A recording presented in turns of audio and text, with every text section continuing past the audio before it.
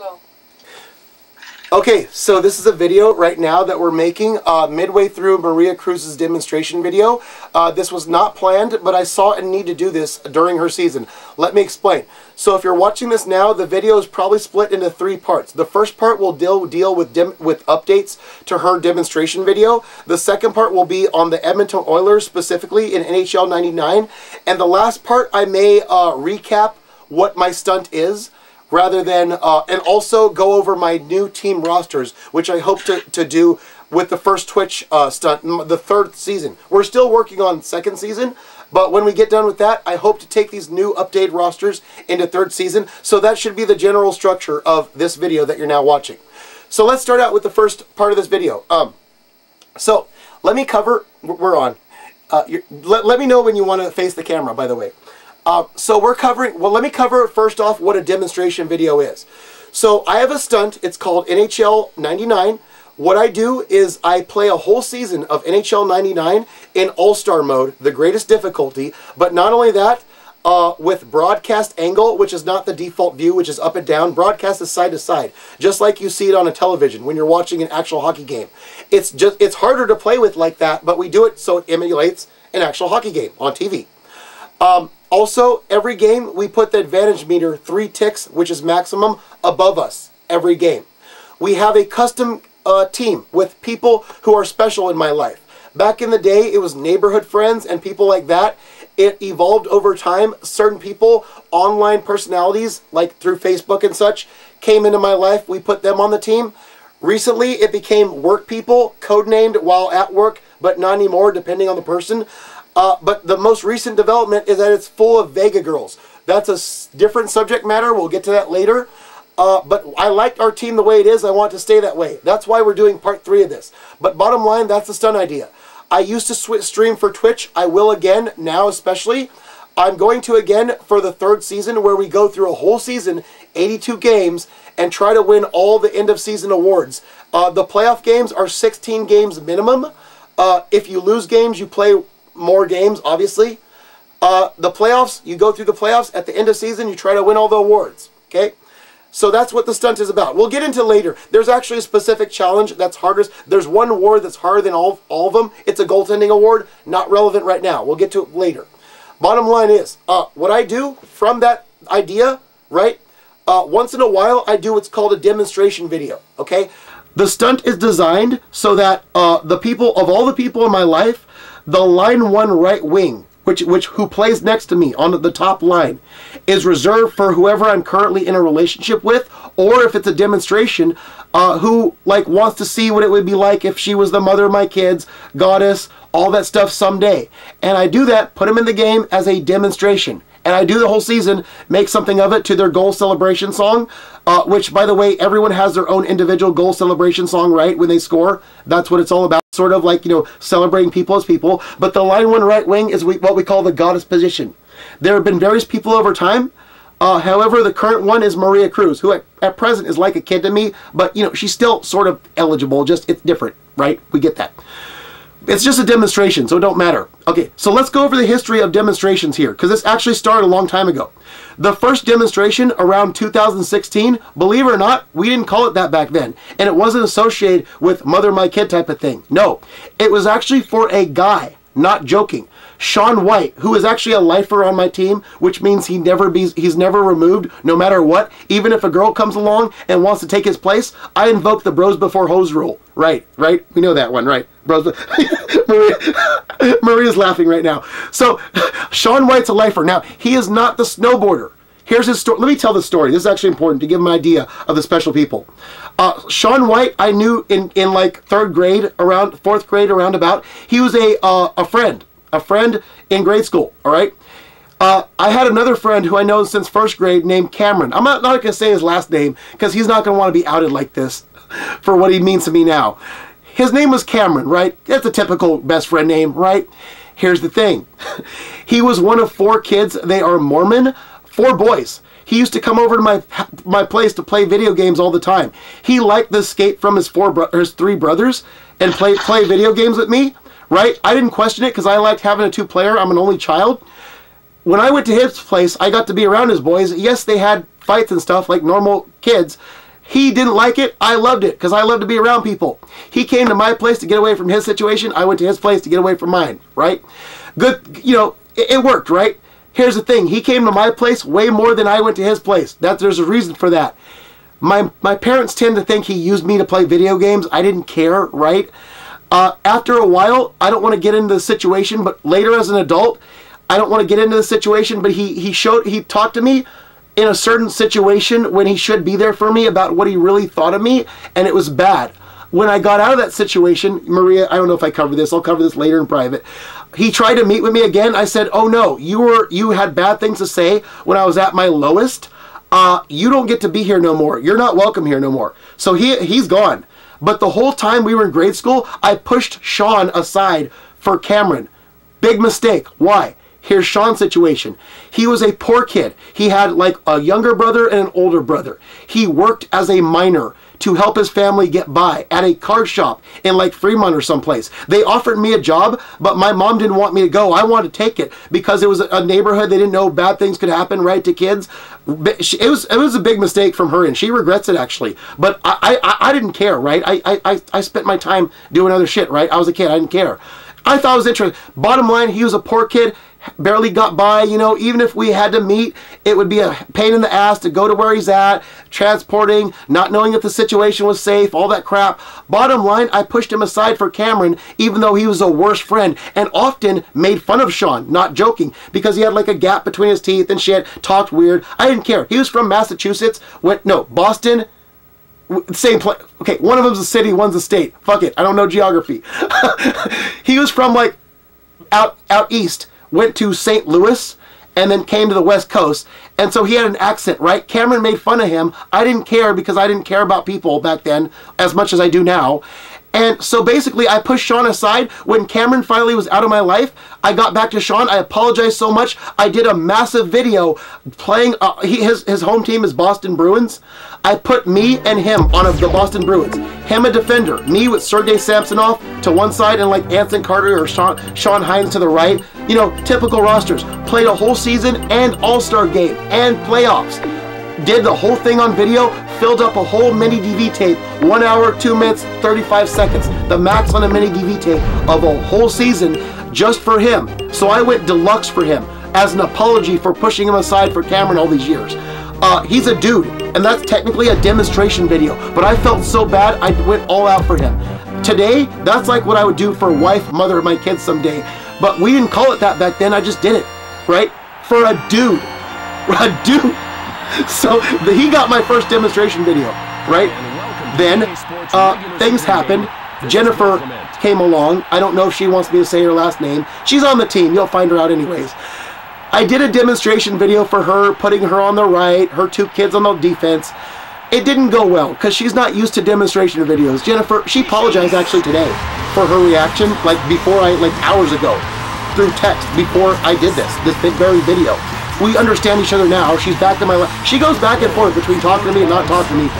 Bottom line, we're talking now. She's still on my team. She just understands now. It wasn't great, okay? No problem, right? Whatever. So she got the next demonstration video. Now Maria is the 3rd person to get a demonstration video. She gets the concept. Why? Because we work together all the time. She knows with her friend, I don't want to mention her name. She's on the team as a goalie, Diosa Deficio, right? Right. That's her code name, which she agrees with, by the way. Right? So her and her work friend, a couple other people are on the team. They see this all the time when we work together. They know that David does demonstrations with work. They're not surprised that he would take the video and demonstrate what it's like to be with them, right? Even if we're not together, right? So she is embracing the whole thing, which is great. She's wonderful. Maria's right here. She's precious. She's wonderful. She gets it. Here's why we're making a video, though, and not just completing the video. It's gotten to the point where something unique is happening. That's never before happened. Are you ready to appear on video? You want to now or what? Wait till I talk about it? Can you talk about it? I'm about to talk about what's happening with your demonstration that sets it apart. Okay. You want to be on video now or when I talk about it? When you talk about it. Okay. So what's happening is this. Maria has become the best performer on any position of my game ever. And I mean ever. Okay? We played through 41 games, which is half a season exactly. She has 46 goals. 46. Okay? Guess what? I looked up the real-life records of NHL players' goals in a season. Wayne Gretzky holds the record with 92 goals through less than 82 games. Maria will play 82. Guess what? If Maria doubles what she did through half a season, she will tie the real-life Wayne Gretzky, the record holder. Okay? She wants to beat him. I want to try. It's going to be hard, but we'll make a shot. So guess what? We played 3 games since then. She's got like 50. So she's still keeping pace. We have a chance. But here's why it's so extraordinary. She is line 1, right wing. Okay? There's a reason why goddesses are on right wing, not left. Because left wing can come from the left, cutting into the right in front of the goalie, shoot opposite post, and get a cheap trick, like 50% of the time a guaranteed goal, right? They have an advantage, especially if they're right-handed, coming from the left. Left wings have not performed in the history of this game as well as Maria's doing from the right wing. That is insanely good. You think about it. All the performers. The first was a girl from the neighborhood named Kimberly. She was a left wing. Didn't do as well as Maria today. I was a left wing for a while. When it was Carlo in the center and Frank on the right, I didn't do as well as her. Somebody else, fictional, also was a left wing. She didn't do as well as her. Who else didn't do as well as Maria? Was Kaylin? Yeah, Kaylin. She didn't get a demonstration video, but she has a stunt right now. No, she's right wing. Okay, she was left wing in Jennifer's video. Kaylin did match up, okay? Nobody on any position, including left wings. Vince, the top scorer of Kaylin's season with 48 goals so far, not doing as well. Cindy Seto in our first season when Eket was right wing, even though he wasn't a goddess, he was just a guy whose life I saved with the Mousecapade review, right? He was a left shooting right wing. He didn't do as good. Cindy Seto, who got 60 goals on the season at the end on the checking line, she didn't do as good. No one has ever done as good as Maria Cruz in this video, despite being in a better position to do good. So the fact that she's on the right wing doing better than everyone in the history of this game is insanely good. That's why we're making this video right now to tell you about it. Maria, are you ready to talk? Ready to be on camera? Yes. All right. This is going to be hard because I've never done this before with FaceTime. All right. There she is right there. Hey. Hi. So what do you want to say to like the whole audience, YouTube, and the whole world about like what I just talked about? I think that we're going to beat the record. Right. Okay, in real life record. I don't know what else to say. So, like I told you before, you know, okay, hold up. Let me, it's hard to stand like this. So part of that 46 goals in 41 games was a 6-goal game. Remember how I told you that's also never happened, a double hat trick, 6 goals in a game? Mm-hmm. We have to at least make that up per game, if not replicate that, or get some kind of... That was a huge boost so far. We have to stay as at least productive, like either another 6-goal game or get more goals on average than we did through the first half, of which that was a part. You think we can keep up that somehow? Yes. Yeah? Why wouldn't we? What we're going to try... Dude, we need like some serious goals. We need like 2 goals a game, once in a while a hat trick, but at least 2 goals a game will be good. For like maybe 3 games out of like 5, something like that. You think we could do that? Yes. Yeah. So, It's possible. yeah. You know who Wayne Gretzky is by now, right? Mm-hmm. Yeah. He's like considered one of the best, at least living hockey players of all time, if not the best ever.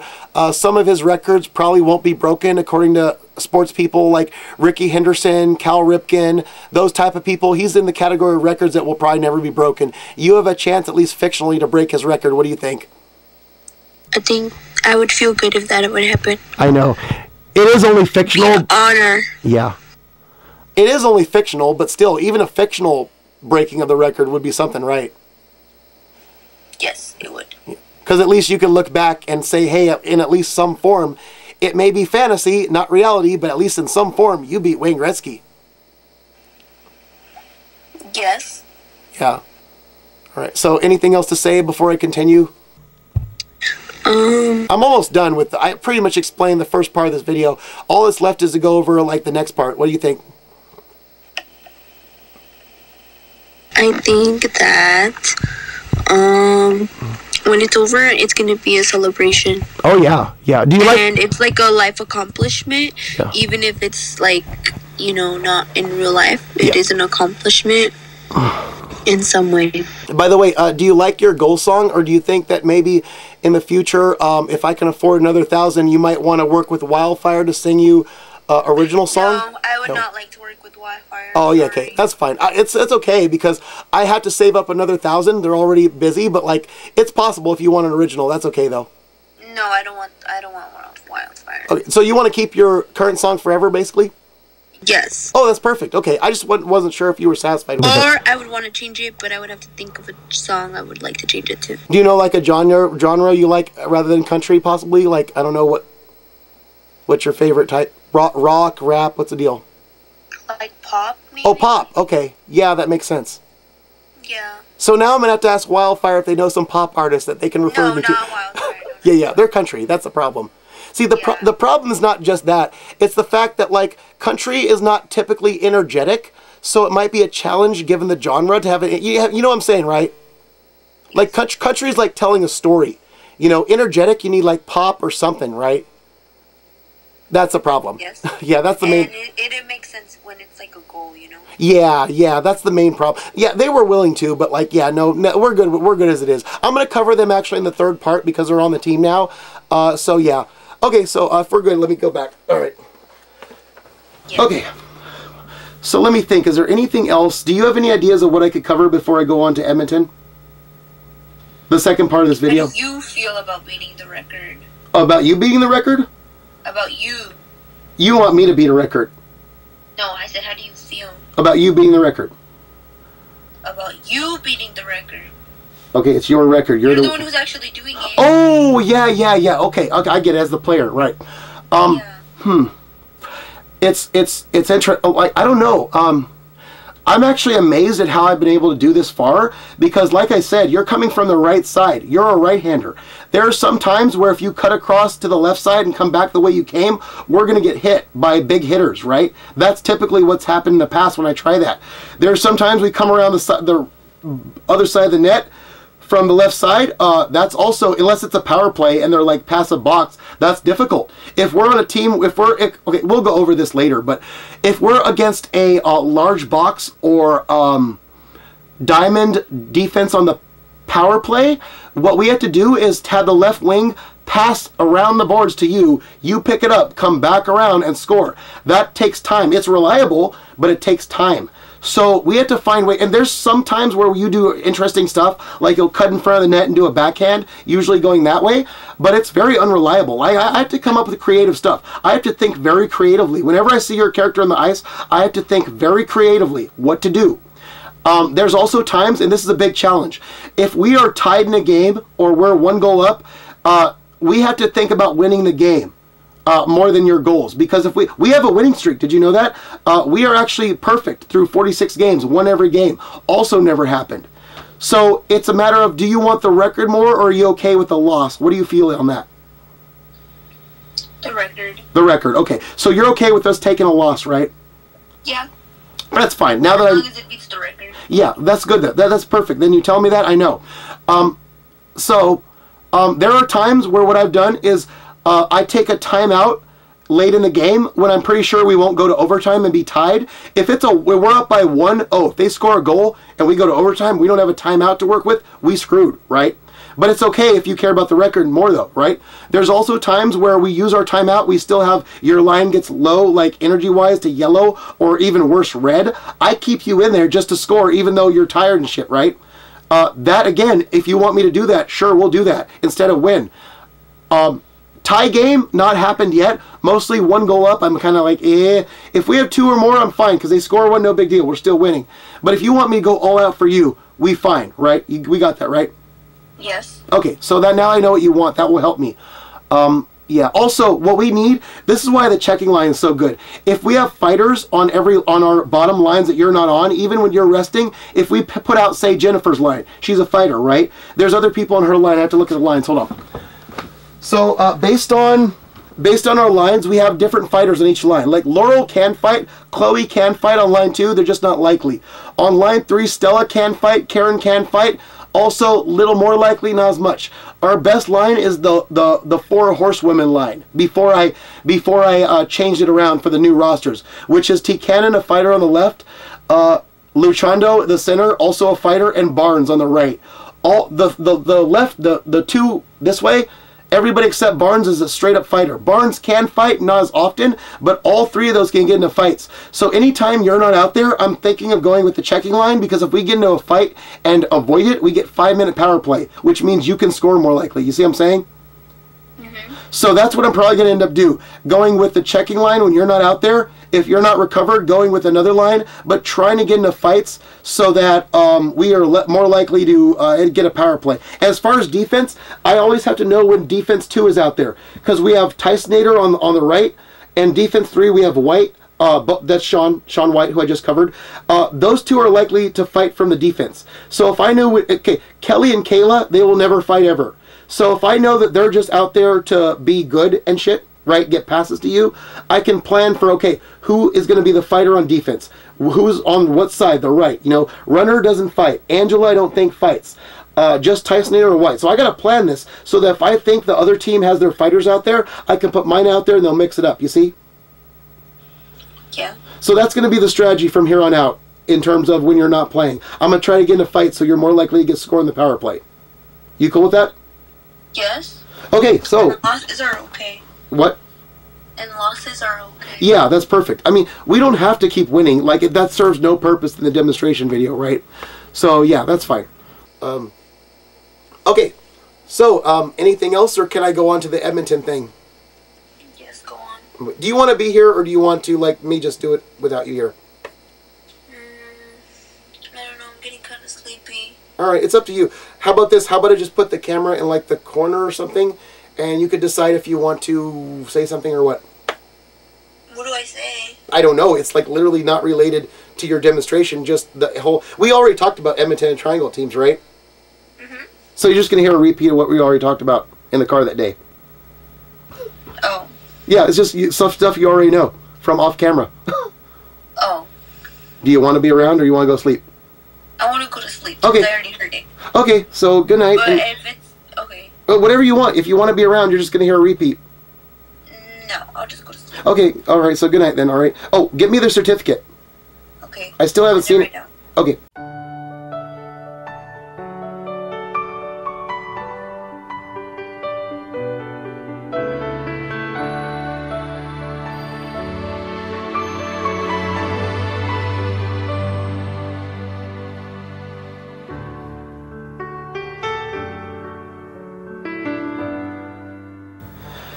Okay, well, thanks a lot, Maria. Okay, I send it to you right now, David. Okay.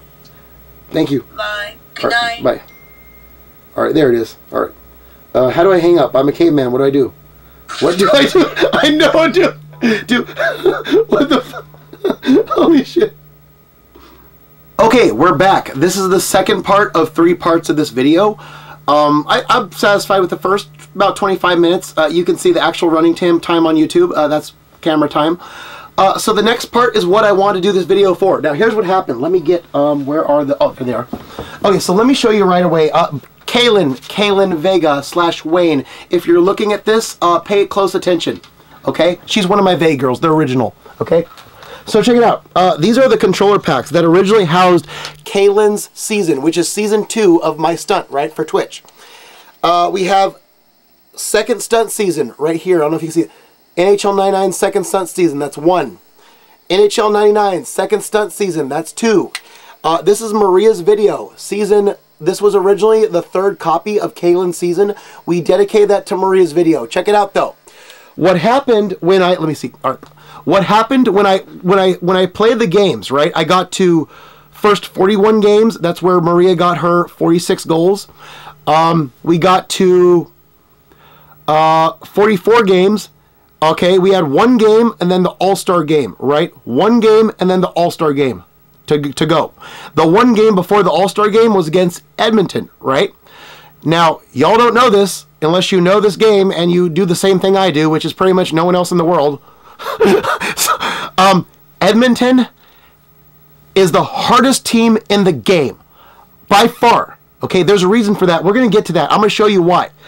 It was such a pain in the ass. Not only did Maria have nothing to do with our victory, it was eventually a victory. But the way it happened had me thinking this is video worthy to explain why Edmonton is the most annoying team in the world. To the point where here's what happened. I played Edmonton, I won, but then afterwards I only saved it on this controller pack, Maria's video season. Now y'all don't know this, but the second season, what I actually did, before I played that game, the second season, which probably, why can't it show up? Okay, you know what? Fuck it. You see season 2. You saw it already. Season 2, I saved a duplicate before playing that game on this one, which means, Kaylin, if you're watching this, and you will watch this because you all want to talk to me all the time, your season is only on this controller pack. Now, season 1, which means when I go to resume your season, this controller pack better work. I tried it, it worked, but it better stay that way, because if anything happens to this controller pack, you know what that means, Kaylin? It means your season will never be finished. We have 4 regular season games, then playoffs. Guess what? If anything happens to this controller pack, you're screwed. You lose your season. You know why? Because you never got here like you were supposed to. Yes, that would be an unfortunate consequence of what happens when you don't get here, despite your, you know, I'll get into that later, what happened with the VEGA girls. But she's the original. This has been a year, or almost a year in the making, right? Right. If not, wait, when did I meet her? February 8th. A couple weeks after, yeah, we've been a year now. This has been on here a year. Holy shit, man. If you don't get here, shit like this can happen. So because of Maria doing so well, she now has 2 of what used to be Kaylin's controller packs, right? Only 1 necessary, but because she's doing so well, we need a backup. So I'm not going to buy controller packs just to, you know, make up for that. They're like, what, $14.99 on eBay? $14.99 to start with?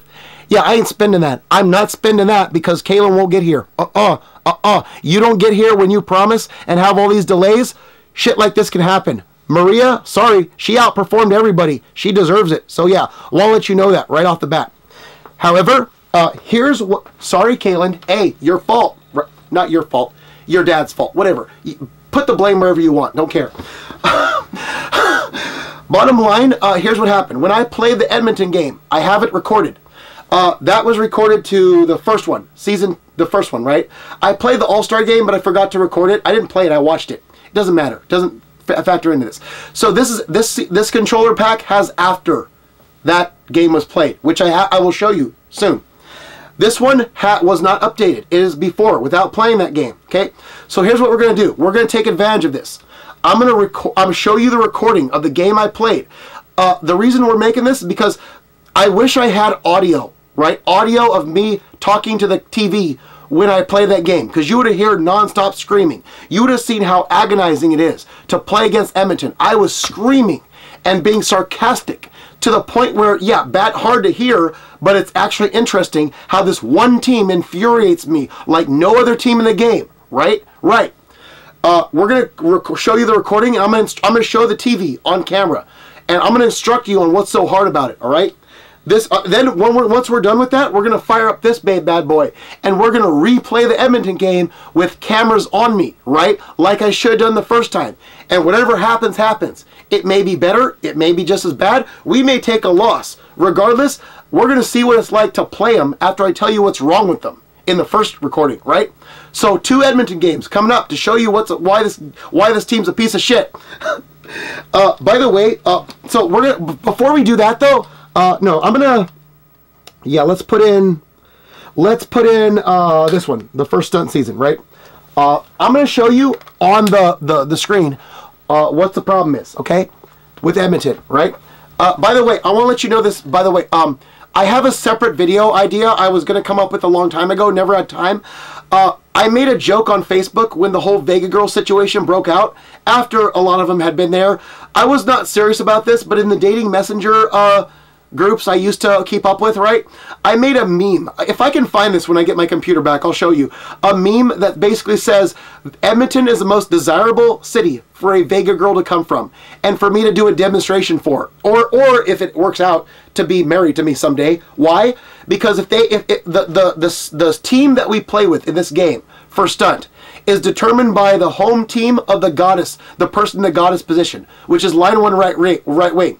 Maria Cruz and me, our home team is both the San Jose Sharks, right? Very easy to see that, right? Because we know each other in real life. We're from this area, right? which brings me back to my roots, actually. It's kind of awesome. But wait, let me think. Where am I going? Yeah, if you're from Edmonton and you're a female, a joke, but if it's serious, whatever, you are the most desirable type, the home city of all the VEGA girls. Why? Here's why. If I put you in line one right wing position, then we get to be Edmonton. If we are Edmonton, then we don't have to play their stupid asses, right? Right, especially if we're in the West and we play them more often than being in the East, right? So, the most desirable VEGA girl city for a future mother of my kids to come from is Edmonton itself, because if we are them, we don't have to play them. Good. Thank God, right? Holy shit, that's so amazing.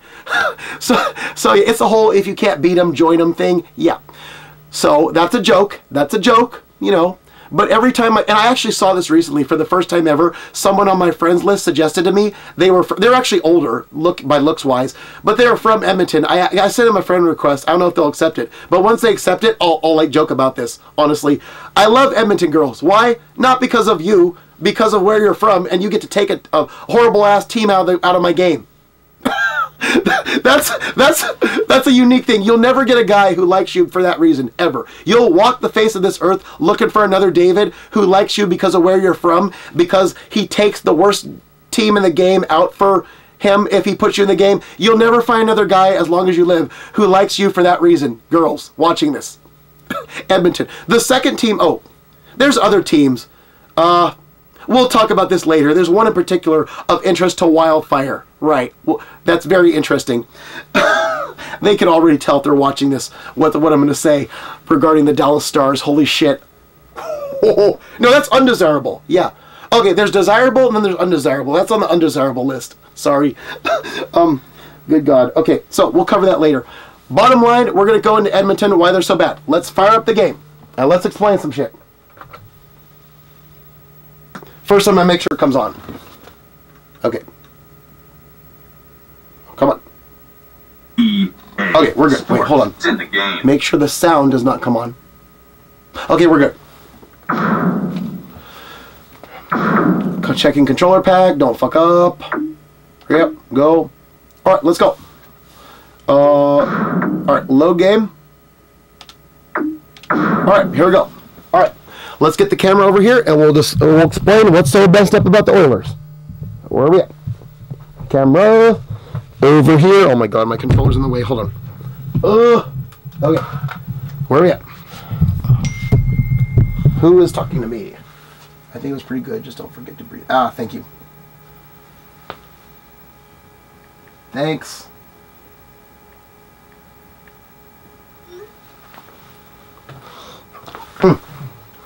Okay. Okay, here we go. Step this shit up. Here we go. Alright. Oops, oh my God, get up, get up, get up, get up. Okay, oh my God, now I have to adjust the tripod like this. Here we go. Okay, let's put it closer so I don't have to zoom. I don't want to zoom. Zooming is bad. Zooming is bad. Okay, stupid cat food. Okay, get over here. Here we go. All right, here we go. Okay, so let's see what lights we can turn off to get that looking better. That one. This one. Yes. Okay, we're good.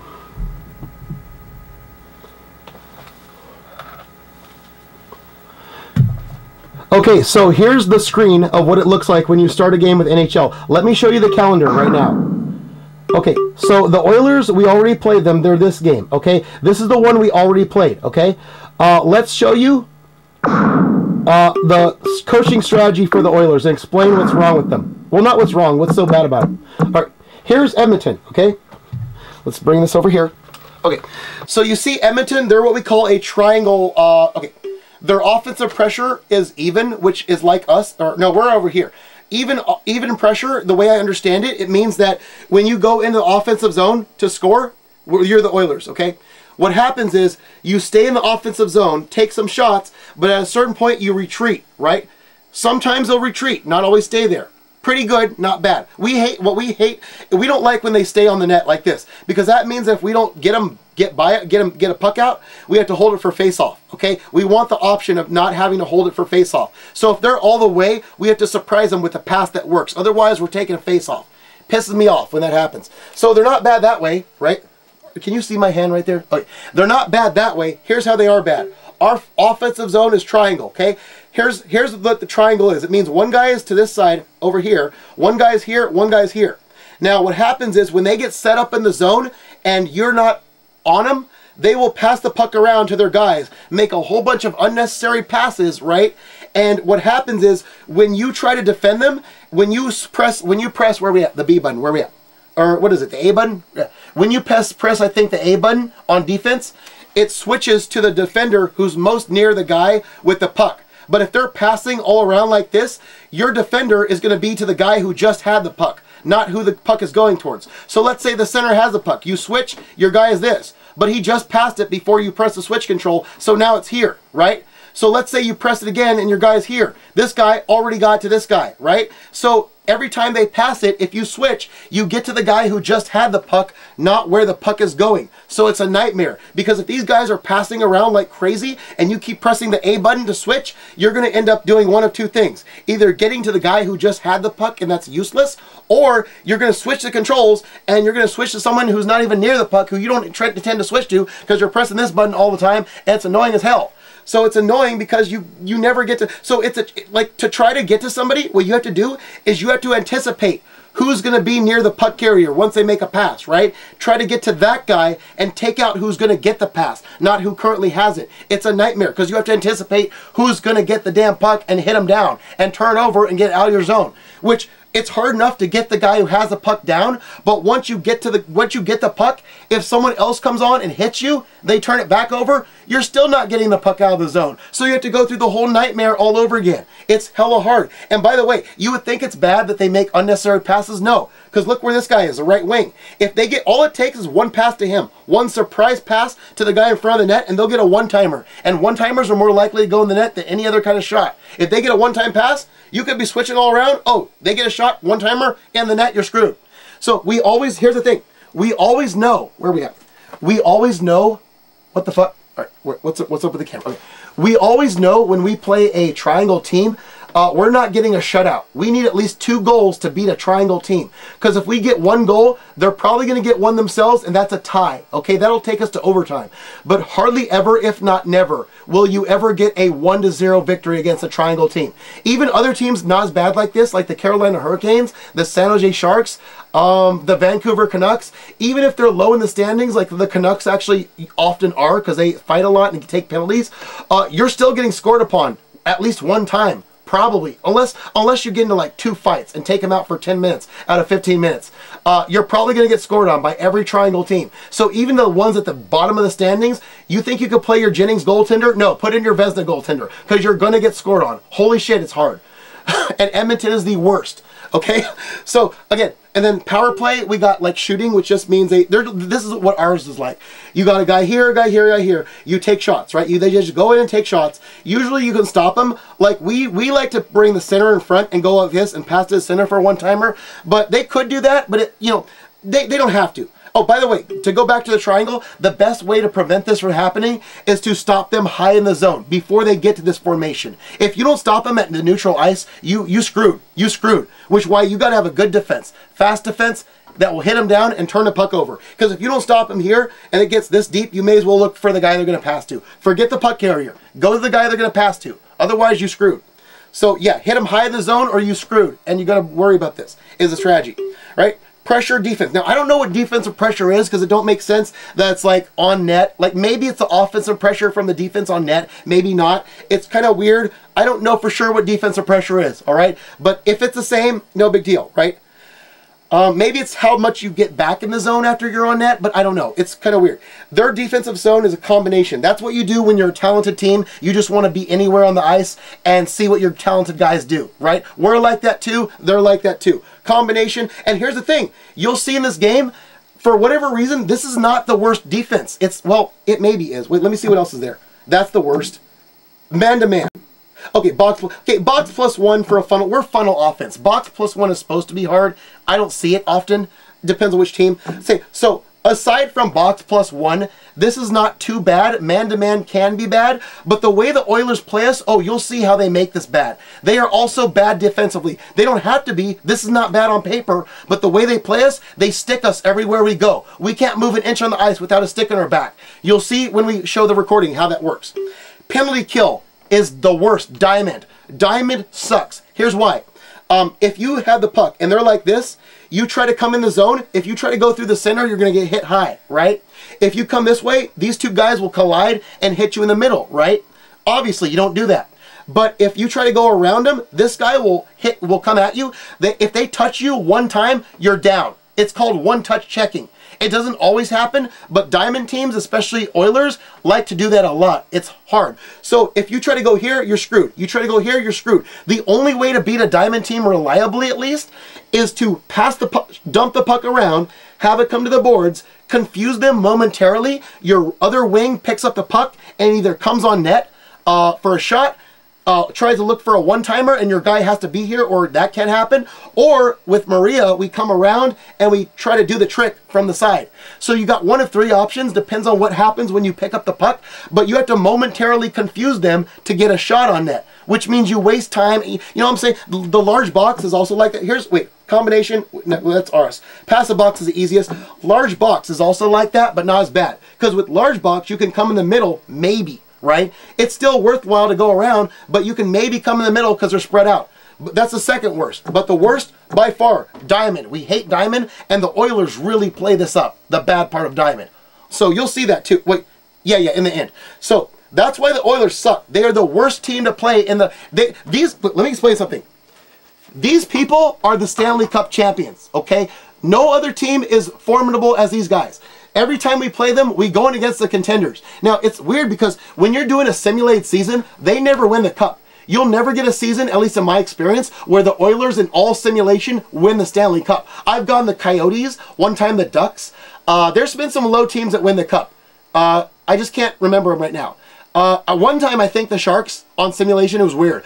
These guys, I've never seen win the cup on simulated season. But oh my God, are they the most formidable regular season team? Why is the TV going out? All right, there.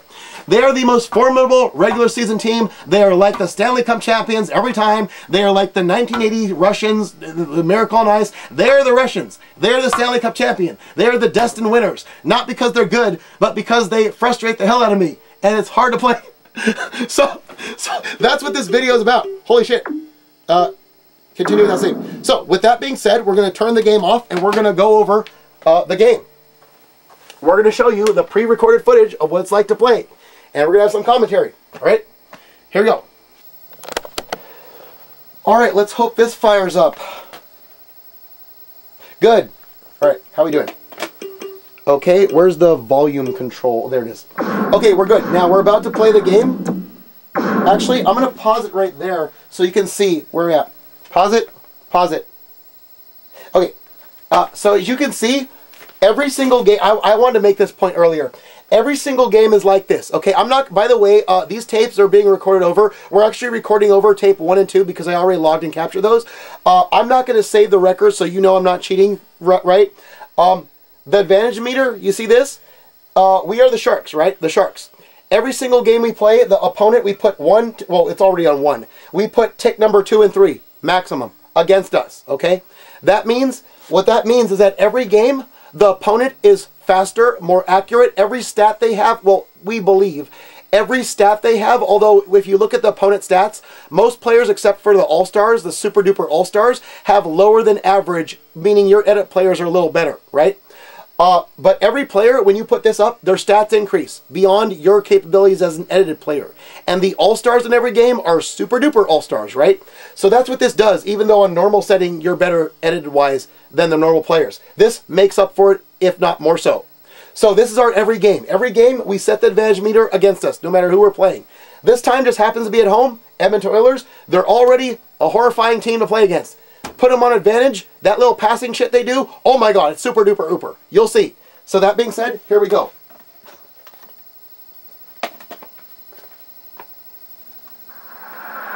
I might stop it, hopefully not, we'll see.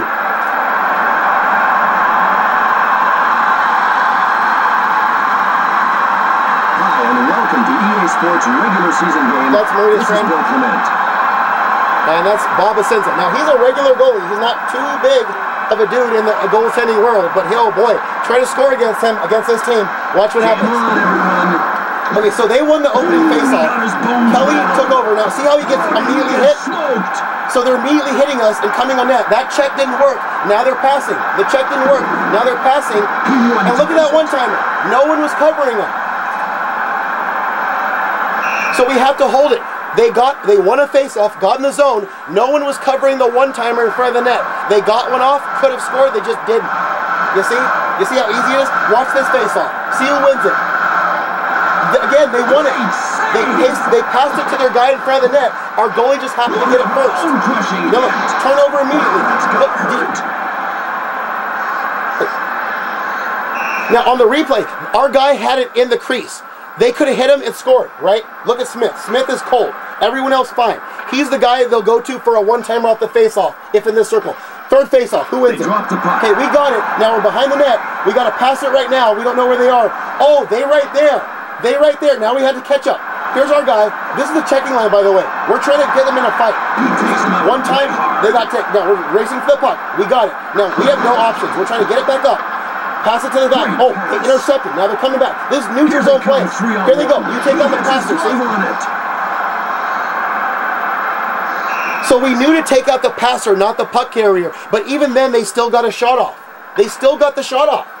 Okay, here we are again. Face off in our defensive zone. Okay, we got it, but they're right on us. See? We get it. We're trying to pass it to somebody. Where are we going to go? Oh, center ice. There's Cruz. They got it right back. So now neutral zone. They come in, take this guy. Huge one-timer, bang! We went to that guy. That guy shot it. So they had two options. The one we didn't take out, they got it to for a shot. You see? It's a guessing game. Next face-off. Okay, they won it again. Cynthia took him out right away. Now what do? We got a one-timer right here. She's going around the net looking for a trip. Shot it right into his chest. Again, they got it. They're coming out. Here we go. Cruz. He's a breakaway now. Puck carrier. We're trying to get to the passer. We're trying to see. Look at him. We're trying to take him out. We're trying to. Now we had to clear that. We had to clear that. We had no control. No control there. So Kaylin got under face for a line change. Let's see what line we put in. Line one, we're going to put in another line. Probably checking. Yeah, checking. Because that's where our fighters are, right? We got to get into a fight. That's the best strategy. Offensive zone. We got it. T-Cannon, but we can't take a shot off the face-off. We have to rotate and shit, right? Otherwise, it's cheating. Okay? They got it back. Offside. Not bad, right? Still with checking. Okay? By the way, we got one shot into his chest. They got four. Did you see that right now? Yeah. He runs him over. There they go. Breakaway. What do we do? He shoots. Now we get it. Try to pass it out. We got a person. That's Cruz. That's T-Cannon. They get hit, right? Deep in our zone. Now what? Pass it in front. Shoot it out. We ain't got control. We ain't got no control over it. Okay, we get it in their face. Face off, right? Still, just one shot on the game. Line three. Couple fighters, guaranteed win. Okay? We have one shot on the game into her chest. Get it to Seto, try to rotate, get a pass. They're on us. We go around, go to Tysonator, trying to find somebody. Okay, we're trying to pass in front, but it's not working. We got backed up. We got backed up, right? We're trying to get another shot. Our one shot was into the goalie's chest because we came around trying to do the trick, didn't work. Okay, there's Cruz with the puck. We're trying to cut in, but we can't because they're right on it. She lost the puck. We're trying to forecheck. They'll get it out. Now we're off guard. We got one guy back. We got to hit him high or it's going to go low. Okay, they got it. They're going to go for pass. We interrupted that. Okay, there they go. They're still passing shit, right? We clear that out. Now it's all the way down for icing. Icing. They got it, thankfully, at this part of this side of the ice, so it's going to go top, okay? If that goes bottom, we're screwed, because they win it, they get a one-timer on net. We're on the top again. Okay, we got it. You see how hard this is? One shot. Did you see that very briefly? We still have only one shot. They got five of them. Okay, we got to Seto. They're checking her. We're still trucking it. We're looking for a shot. Lane inside. They checked us off. We lost it. They got it again. Oh, they would have had a chance. If that horn hadn't sound, they would have had a chance. Look at that. 5 shots to our 1. Holy crap, that's hard. Other side of the ice. We're going to get it low. Come on, everyone. They won the face-off. Okay, they do that. They hit it in. And the net's off its moorings. Kalen ran in the net. Screw it. Who cares? So line one, okay, we put the checking in on purpose. We want to fight. We want somebody to fight so we get a power play. Okay, runner got it. He's taking it around. We're going to pass it and hope it gets somebody. Immediately hit. They pick it up. We got to hit them high now, otherwise they're going to get set up, right? Trying to get something. Tyson intercepted it. Now he just got it out because we don't know what the hell's going on at neutral ice. Like, it's a blind spot. You can't see shit at neutral ice. We caught up to it, no icing. We're looking for a pass, but no one's in front. Lutrando has it. She's going around trying to find a pass. Couldn't get one off. No one's in front. Here they come again. Trying to hit Garen. T-Cannon misses. Runner also doesn't get him down. Tyson Eater comes out. He's going to the right. He's looking for a pass. He's a defender.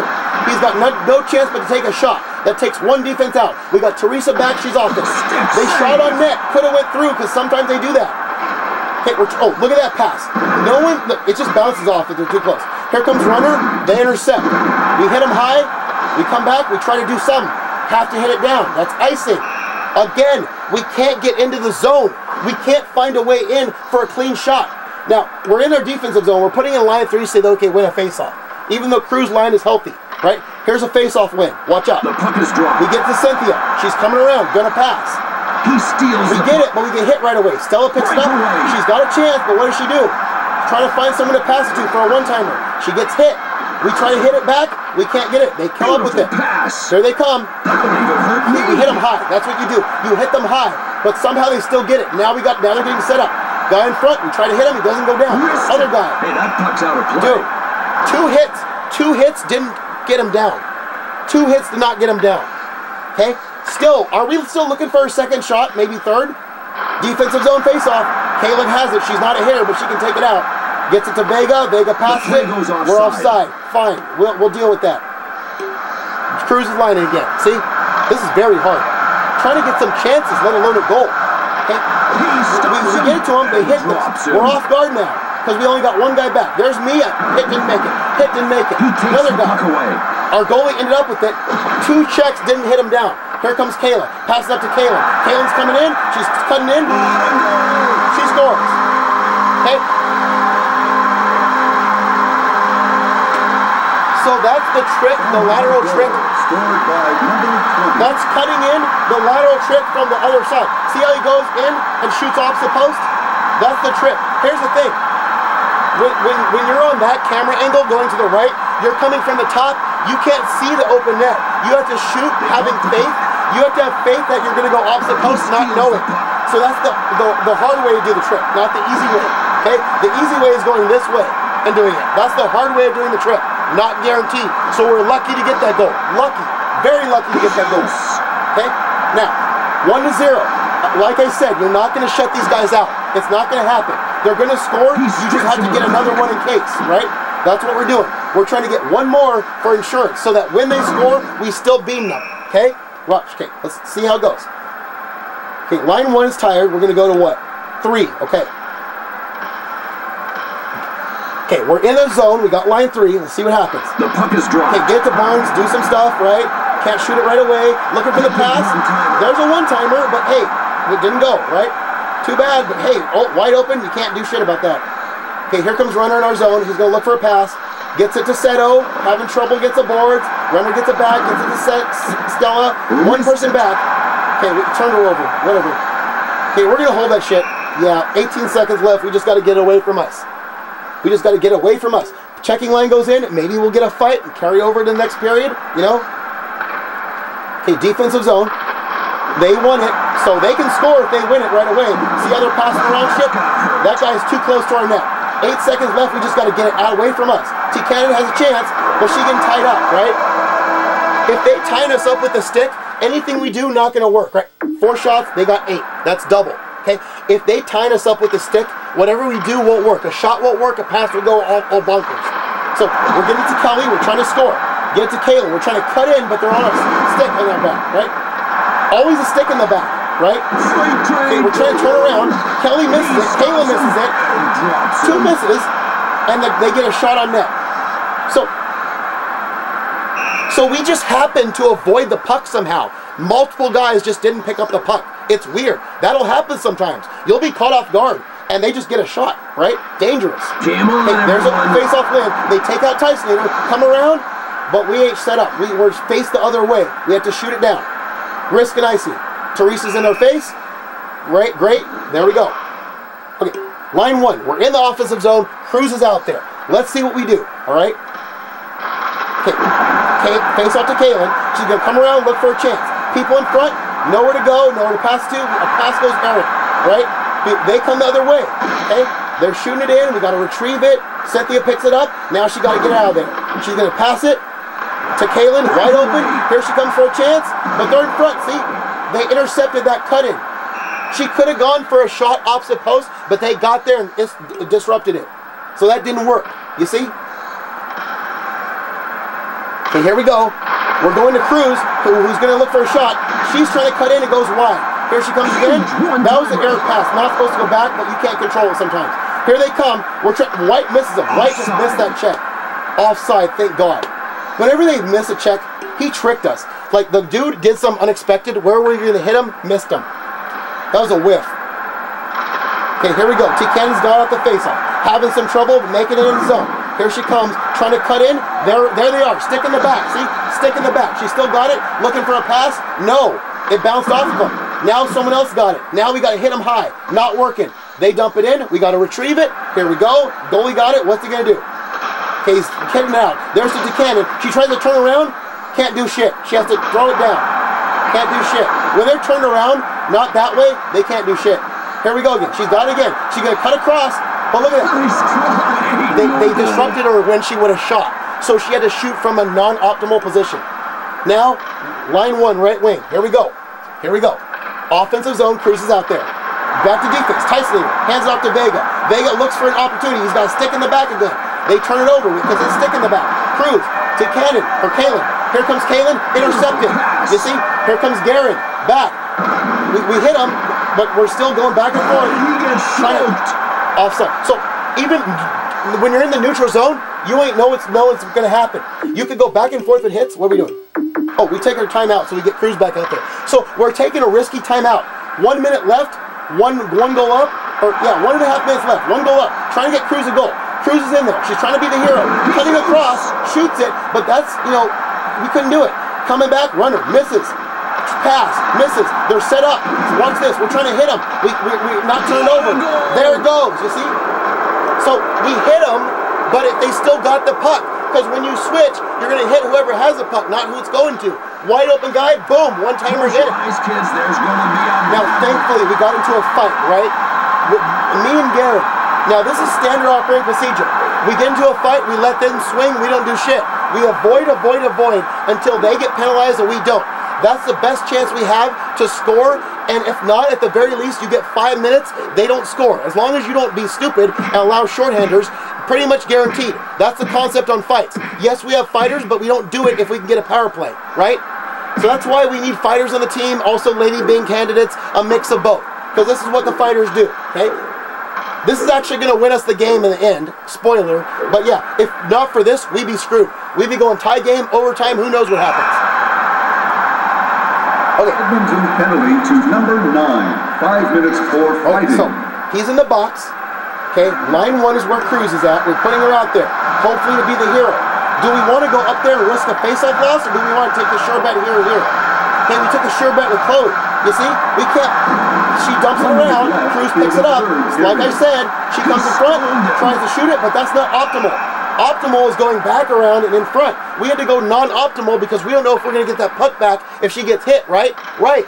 That's what the Oilers do. They make you play non-optimal to your goals. Come on, everyone. Here we go. Laurel's got it. She's coming up looking for a pass. Trying to get someone in front. They intercept it. Here comes Tyson. He's the only guy back. They're delaying him. Now he gets it. No, now he's down. Do we hit him or someone else? Laurel took care of it, right? No problem. But she had to ice that shit. Here comes Chloe. Goalie got it. No icing. Thank God. Okay. Cruz has it. Looking for a pass. Goes around. Tries to cut. They took her out before she took the shot. That would have been almost guaranteed shot or goal. You see? Now it's going to overtime. Everywhere we go, they hit us with the puck. Their checks work. Ours don't. All right? We can't take our shots because there's always a body on us. Here we go. Pass the Chloe. They're a diamond penalty kill, right? See that? Turned it over right away. Chloe tried to get by it. No. They get her right away. They dump it down. Here we go again. Here's Laurel. She has to pass it to Chloe. Chloe's going in. Let's see what happens. Pass in front. No one's there. Intercepted. Chloe gets it back. Looking for a pass still. They're on her. Sticking her in the back. She gets it free. Pass goes to goaltender. Wash. All a wash. 3:06 left. 4:14 of the game. Cruz is still healthy. She goes back out there. All right. Okay, watch this. Here we go. Where are we going to go? Chloe's a safe bet. She gets it. Oh, it goes to them. That was to Chloe, but they intercepted it. All down. Wasting time. Got to try again. Can't see where we're at. Laurel takes it. Oh, guy on her. Sticking. Pass it. Chloe deflected. To goalie. Thank God. Here they come. Cruz. Well, that's a good hit by Cruz. She's not a hitter, but she hit there. Vega's got it. I'm trying to get it passed over to Chloe, but he's on me. There we go. Holy shit. So, that won us the game. So here's the thing. If I pass right now with the stick on me, that pass will miss. If I get free, then pass it, it goes in, right? You can't do anything when they got a stick in your back. If you try to do anything with the stick in your back, the puck will go bonkers. It won't go where you want it. Because I waited till I got free from that, I got the pass off. But if I do it before then, we screwed. So yeah, that's why we won the game. 10 shots to our 9. You know, they got, you know, see, that's what I'm saying. So you got to be aware of this. Whenever they got a stick in our back, we can't do anything because it will not work. We have to get free, then pass, or then shoot, then we got a chance. But if right now, we ain't doing shit if they got a stick in our back. So you see how frustrating that is? That's frustrating. So we played the All-Star game but didn't record it. I'm going to stop the tape, and then now we're going to play. All right, here we go. Boom. So yeah, that's how Edmonton goes. That's how it goes. Let's get the camera back to where it was. Ah, yes. Okay. So we can do this right now. Yeah. We can start up the other season with the game still not played. Okay. So we're going to start up the game. I'm actually going to raise the volume because I'm probably going to use, in order to coordinate the cameras with the game, I have to raise the volume super high. So we're going to have a super high TV and a super high me, and we're going to cut back and forth as needed.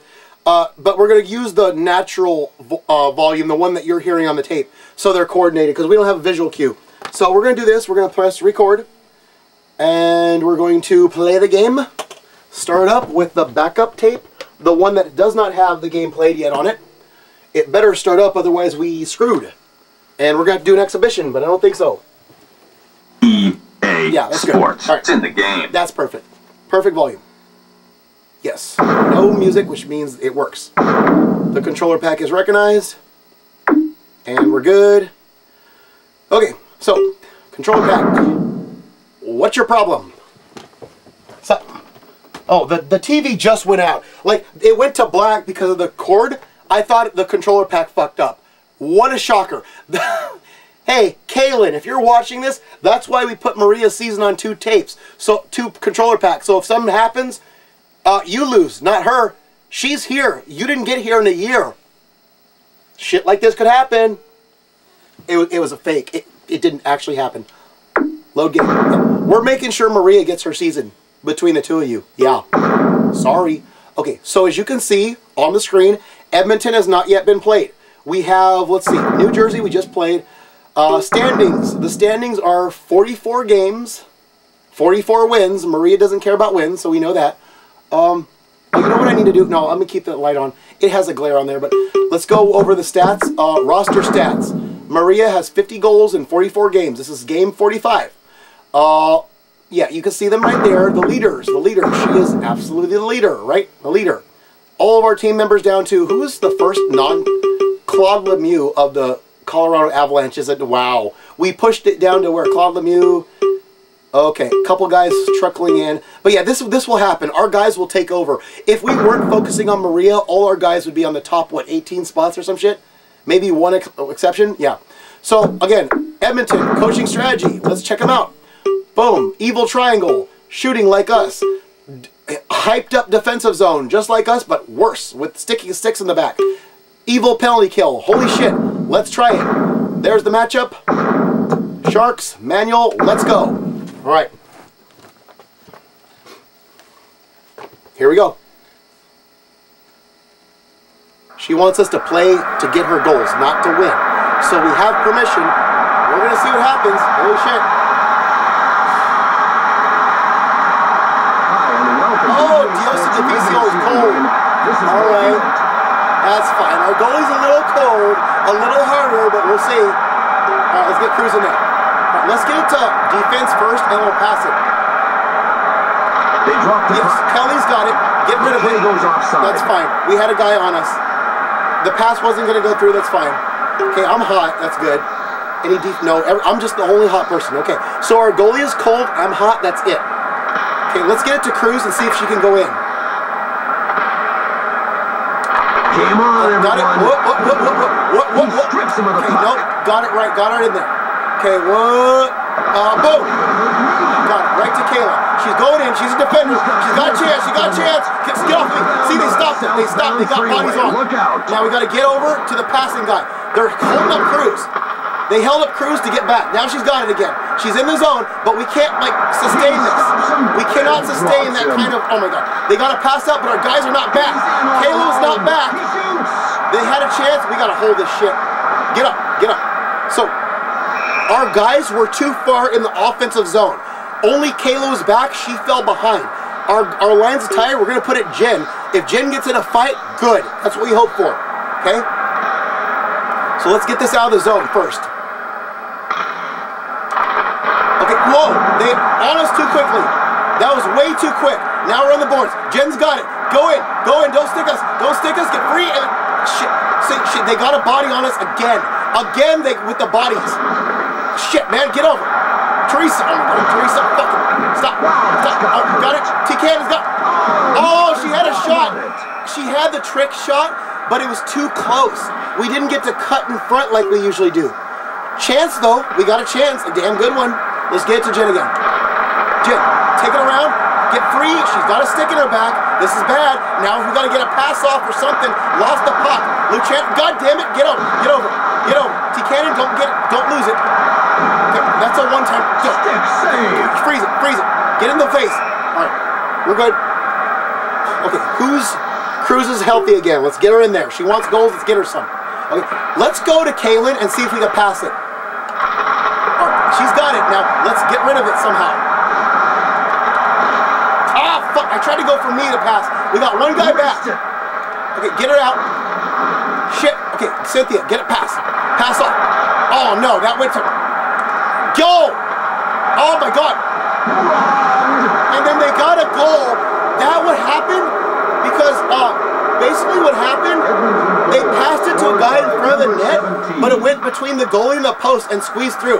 Say, that check didn't work. See, that person went around. Here's the shot. That would have been savable, but there's a guy right there in front to get a rebound. A very small rebound. Now, Cruz is tired again. We got to put in 4 again. A small rebound. He just happened to be there. Let's get to Jim. And then get it. Get off me. Get off of me. Get off of me. Shit. Shit. Okay, stop it. Okay, stop. Oh my God. Shot. She's not a shooter. It's okay. Dude, switch. Okay, who do we hit? Who do we hit? This person? Okay, they're in the net with the puck. That's dangerous whenever you see that. Okay, get off. Stick in the back. Get free of the stick. Get free of the stick. Get free of the stick. Shit.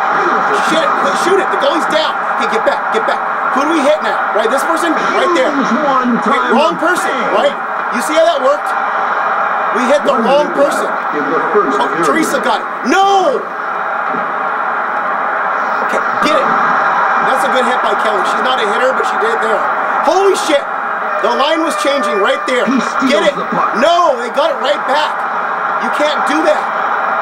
Now, how do we get him? How do we get him? Where are we at? No, okay, Stu. Okay, we gotta hold this shit. We gotta hold this. He stops him and drops him. So we got a bad goal because they shot it. Oh my God. Okay, they're hella tired. They shot it against the net. A guy was right there for a rebound. Come on, everyone. Okay, Tyson Nader. Get it, in there. 9 seconds. Kaylin, get in there. No, 1 touchdown. Okay, there goes the first period. We're behind. We're already behind. Okay? 5-1 shots. They got 5 shots to our 1. This is worse than the first game. Okay? Worse. Yeah.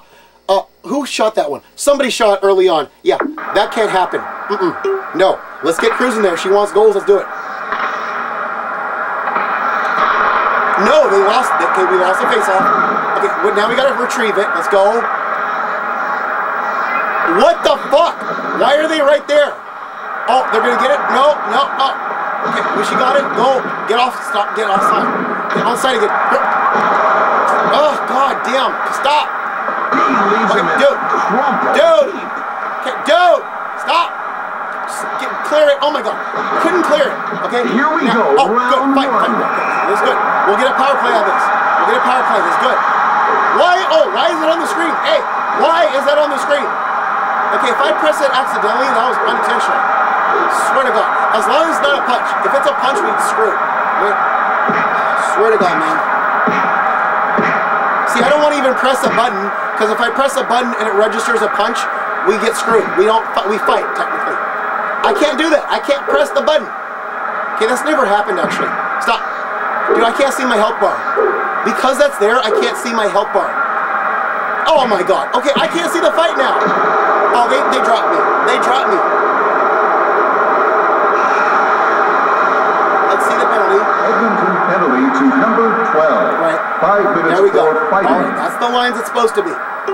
Let's get a power play in. Okay, we got to score on this. We can't let 5 minutes go by.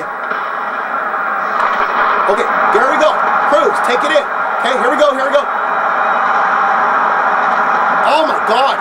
See, we can't get in the middle because God forbid. What? Against us? San Jose penalty. Chloe, okay, whatever. So we got a 3 minute, then a 2 minute. Fine, whatever. Jeez. You know, we're more likely to score on a... Get in there.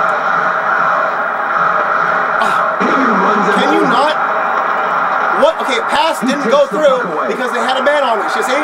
That's how it works. Okay, hey, stop!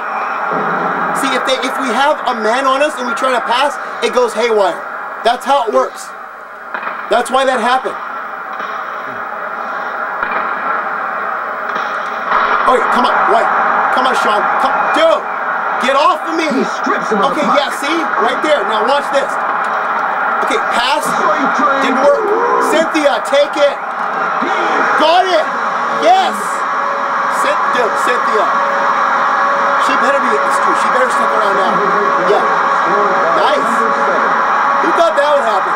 Okay, so she's coming from the left side, cutting right, like you see. Watch the opposite post shot. That's the trick. But here's the thing. From that side, you can't tell it, right? That's how it works, right? Same thing as Kaylin's goal in the other game, right? If you're coming from that side, you don't know if you're going to shoot that way. Come on, everyone. Oh, no. I see. Fuck you. I can't get through that. I'm going to get hit, turned over.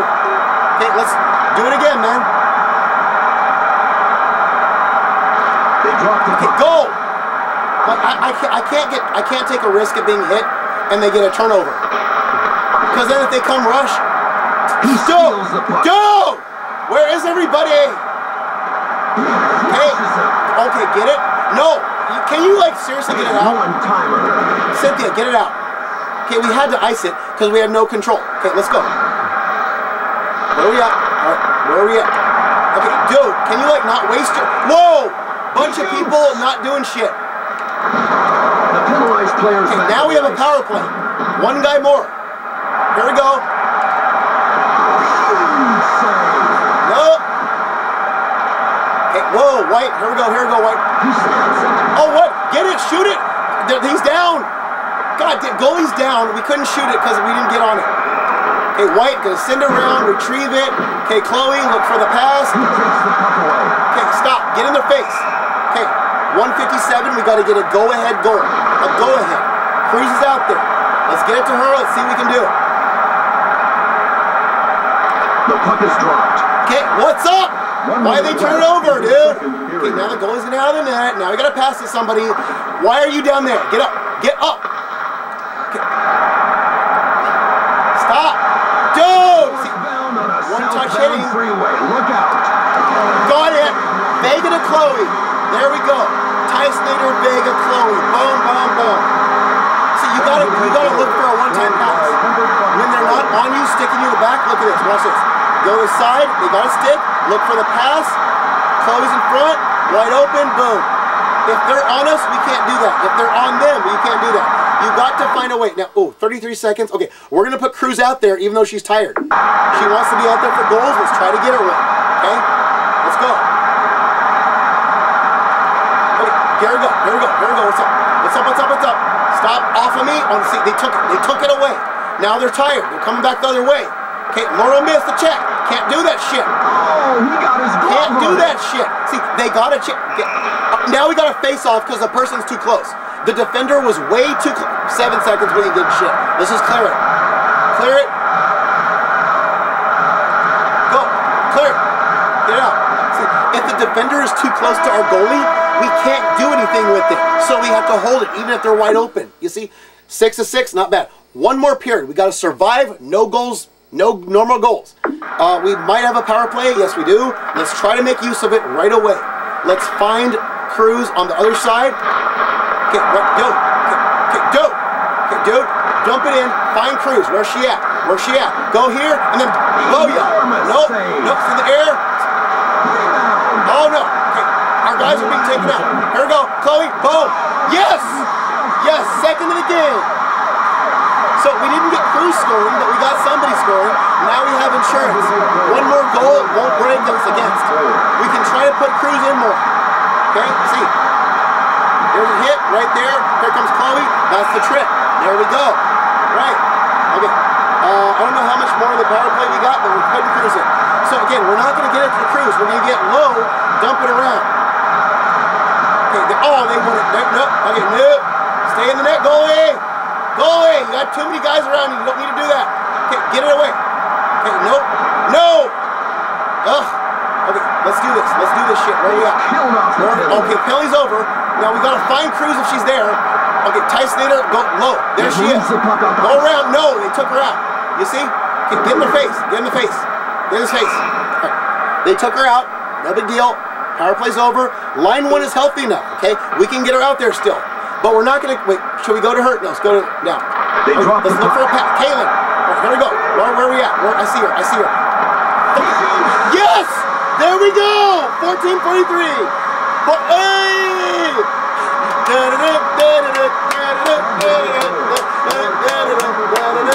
Why am I doing the Chicago Blackhawks? I don't even like that song. Here we go. Little sticking. Got it. One-timer. That's a beautiful goal, actually. One-timer. Yay! Okay, here we go. Okay, is there a face-off right here? Let's do the replay. Here we go. There's the circle, right? There we go. There's our guys. Watch this. Okay, Kaylin hesitated. Now she's going to go like this. She's going to look. She's going to pass the Cruz. Boom. That's how we go. Yeah.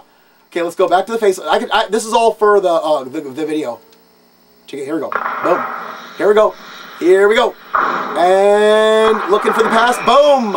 There's the Cruz. Okay, one more. Let's 2 more actually. 2 more replay angles. Here's a side view. Here we go. Side view. Boom. Okay, there's Kaylin with the puck. Looking for a Cruz pass. Boom! Okay, one more, and this is going to be only her. Here we go. So here's the face-off. There's Kaylin. Here's Cruz, the eventual shooter. We're going to stay on her. She's looking around, trying to get an opening. There's a guy on, but not in the way. And then boom! Yeah! Yeah, baby! There we go. Nice. Let's just... I don't know why I thought of the Chicago Blackhawks Stanley Cup era goal celebration. I know what the song's called. I remember the song. I don't know what it's called. It goes.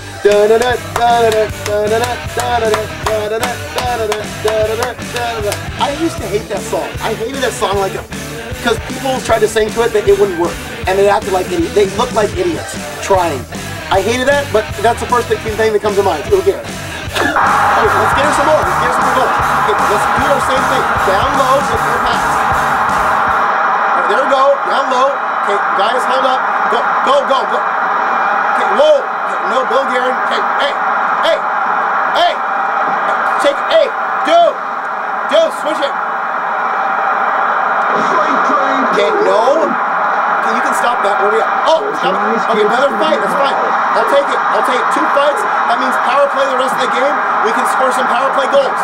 Get it going. What's up? Stop it. Dude, I don't want to take another fall. Last time I had an excuse because they put the overlay on there. Now I don't. I got to go around. Hey, stop it. Stop it. Stop it. I'm just going to run. Watch this. Boom. Okay, I'm going to bounce them. Watch this. Bounce and go. This is a bounce and go strategy. You bounce it and then they miss. Here we go. Back up, bounce and miss. Here we go. Back up, bounce and miss. Here we go. Back up, bounce and miss. Back up, bounce and miss. I got one more of these and it won't work. Now it won't work. Stop the fight. Yes! That's good fighting strategy. When you're against the boards, bounce and miss. Because you can't do the backup against the boards as well as open ice. So that's called the bounce. Okay, let's give us a timeout so that she gets fresh legs. So that's the bounce and miss strategy. Right, here we go. Watch this. All right, let's go. Let's try to do this. Same strategy. Oh, you ref. Stop it. All right, let's go like this. Watch this. Let's take her right in. Stop it. That's fine. That's one touch checking. Goal. Oh, now you're not going anywhere, goalie. Now you let us get it. Oh. See, I can't see nobody. Oh, yeah. Now you see. Oh, yeah. I know, huh? Okay, watch it. Where's she at? Where's Cruz? There she is. Let's go like this. Get away. Ah, fuck you. Okay, where's Cruz at? Let's go for a pass. Where we at? Hey, what's up? Fuck it. Hey, where's Cruz at, dude? Dude, get it. Okay, now she's got to go in like this shit. Okay, Laurel, get in front. Oh, come on. Hey, goalie. Oh, now you're out. Okay, why does the goalie go out when we got a bunch of guys back there? We don't need the... Oh, screw you. We don't need the goalie out of the net when there's a bunch of guys back there. We need the goalie out when there's nobody there. Okay, let's get some Cruz going. Here we go. Okay, take it, and then we're going to cut across like this. Watch this. And... Yes! Second goal!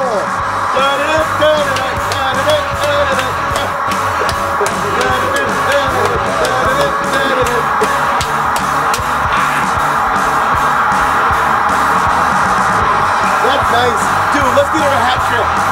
All right, check it out. What's up? All right, where are we at? Okay, here's a play. Here we go. Boom.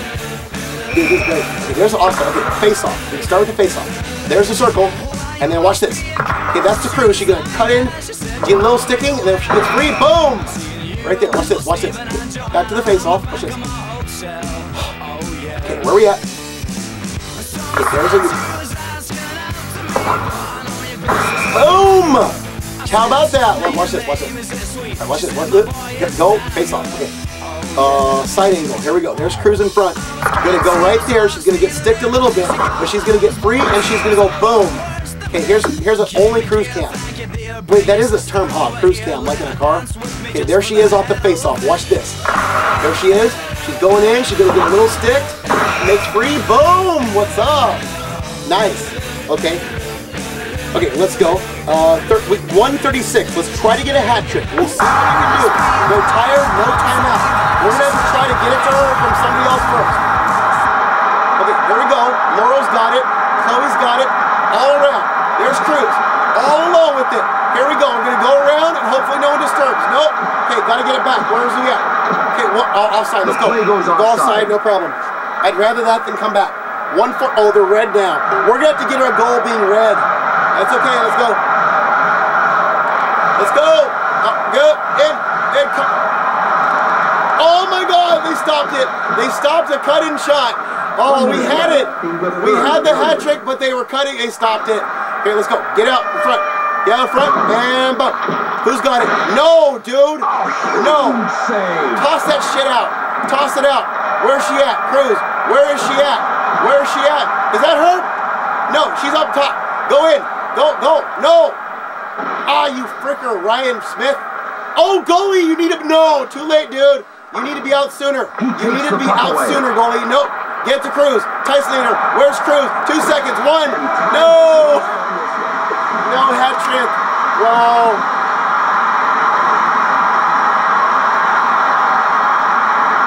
Let's see if I can get a hold of her. Where are we at? Maria, you got a hat trick. Where's she at? Maria. Let's see if she answers. She's not going to answer. Be up. Be up. You got 2 goals, Maria. Answer. She's sleeping. It's okay. You got 2 goals in the replay. You can say something if you want. Come on now. You're not going to answer, huh? Nope. Come on. Alright, let's leave a message. We'll just tell her. If she wants to... Oh. You got You got 2 goals on the Edmonton replay.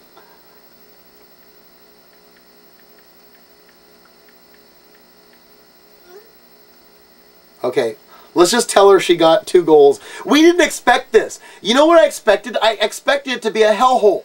I expected it to be like I can't do nothing, sticked in the back everywhere we go. You know, the first one kind of concerned me, because what if we don't get another one, right? We score the second, fine, third, right? We're going to win the game. Who knew we get 2? And now that's a better game than the actual one I started out showing you. You don't, let me show. You don't have to, you don't have to, you don't have to. You don't have to say anything on camera.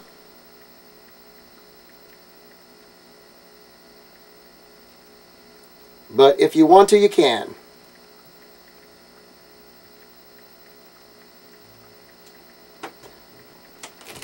No. No.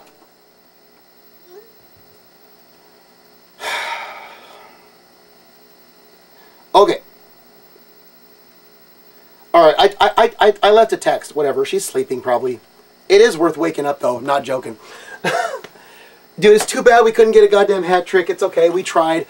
Look, we held the puck. We tried to go around the safe way instead of cut in front, whatever. So yeah, there's Chloe and Cruz. Let's go with box scores. Cynthia got on the board first, same way as Kaylin in the previous game. Kaylin loses a goal because we're going to take this over what the game before. Chloe, boom, and yeah. Yeah, Chloe got 2 of them. And what were they? So Chloe got how many? Okay, Cynthia got the first one. Chloe got a power play. Chloe, second power play. Cruz got 1. Cruz got 2, yeah. So Chloe and Cruz, by the way, Chloe is Cruz's favorite for me to, you know, marry someday. They both got 2. That's great. Cynthia got in on this. I took 2 fights. One of them I fell down. One of them I did that little bounce strategy. That's great. So that's Edmonton. Let's go quick and let's, like, you know, save this game finally. Calendar, All-Star game. We're just gonna go controller pack and save season, right?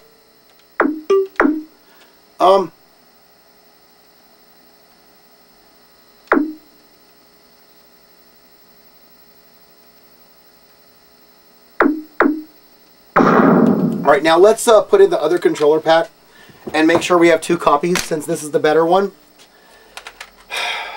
Alright. And then save season. Save season, yes.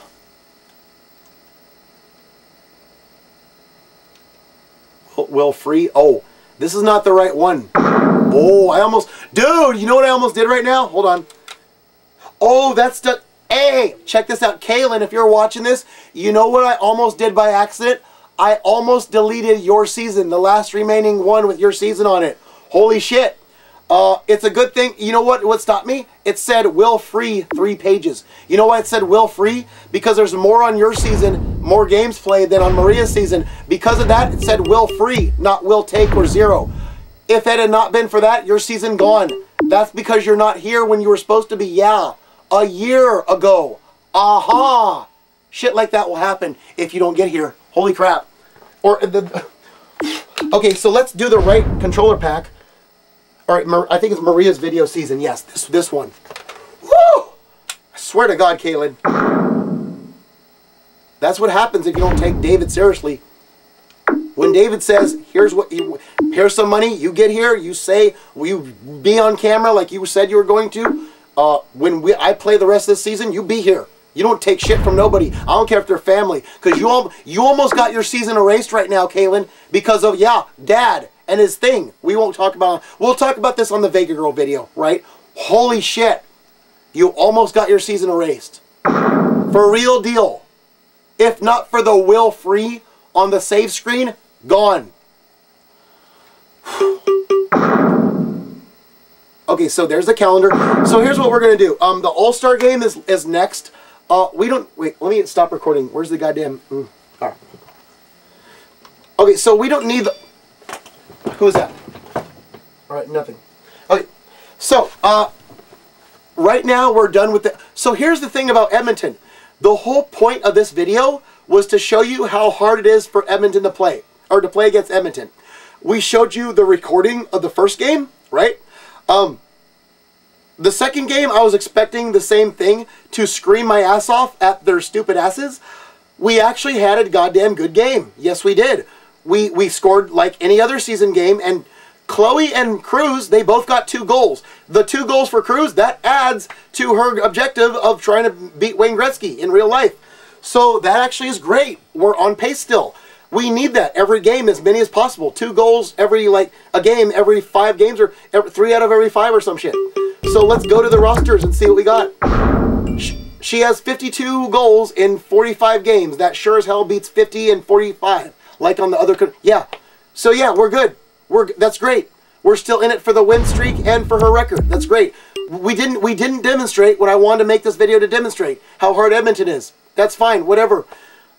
So yeah, the rest. Here's what we're gonna do. So I'm gonna take a little break. I'm gonna play the All-Star game. We don't need to record it nor use it. I'm just gonna have it in the background while I cover the third part of this video. Just because I'd rather have background noise, hockey being played, than me talking like this the rest of the way. All right, it's a little, and if something happens, maybe I'll turn the camera towards it. In fact, I may set up the backup camera elsewhere so you could see the game more easier. Just cut to that one if I want to show you something. Or maybe do picture on picture or something. That actually is better. Picture on picture, All-Star game at the same time, right? Right. Okay, so we'll do that after a little break, and we'll talk about the remainder of what I want to cover. The roster problem of people disappointing me and causing me to kick them off the team, and the stunt in the future not being set up because of that. That's the main reason this third part of this video exists. To plead with people, especially my Vega girls. Stop messing up and disappointing me, because I want to stop kicking people off the team. That's the main reason why we're covering this, okay? We're going to break for now. We're going to take a break, and we'll come back. We'll cover it, all right? All right.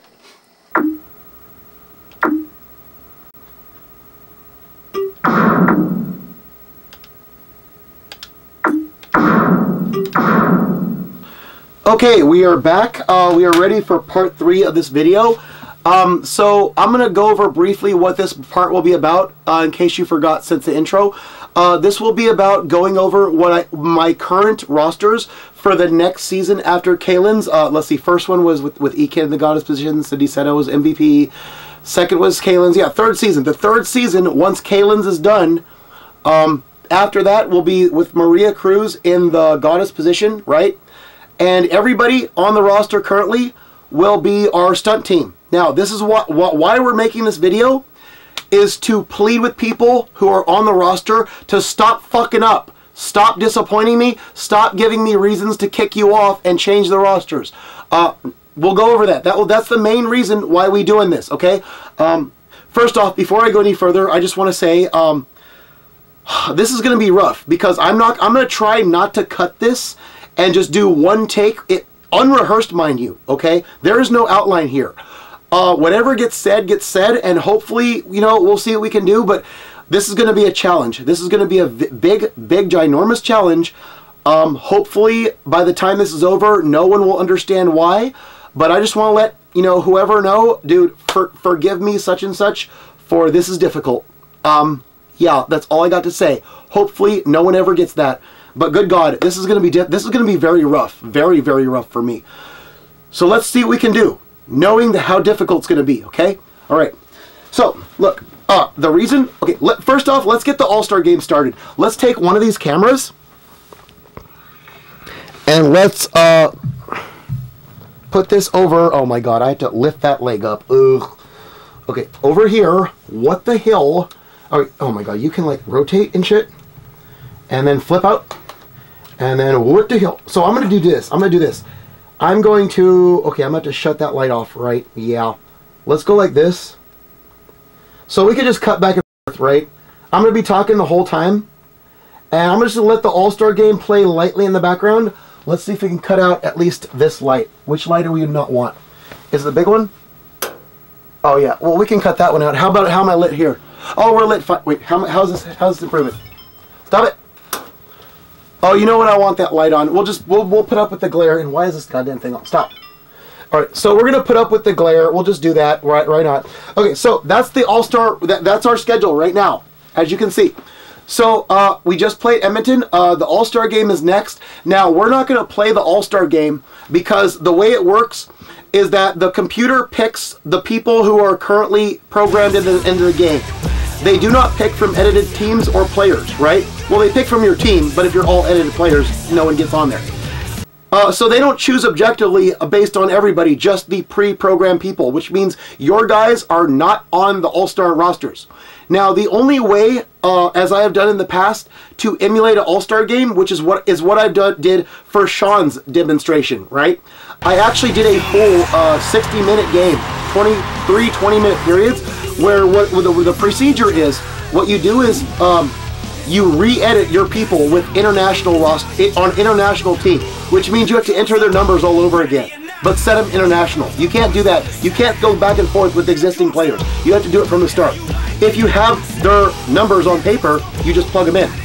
The problem is that the other guys that the computer picks, they have to be on an international roster in the default rosters of the game. If they're not, you have to put them in there yourself.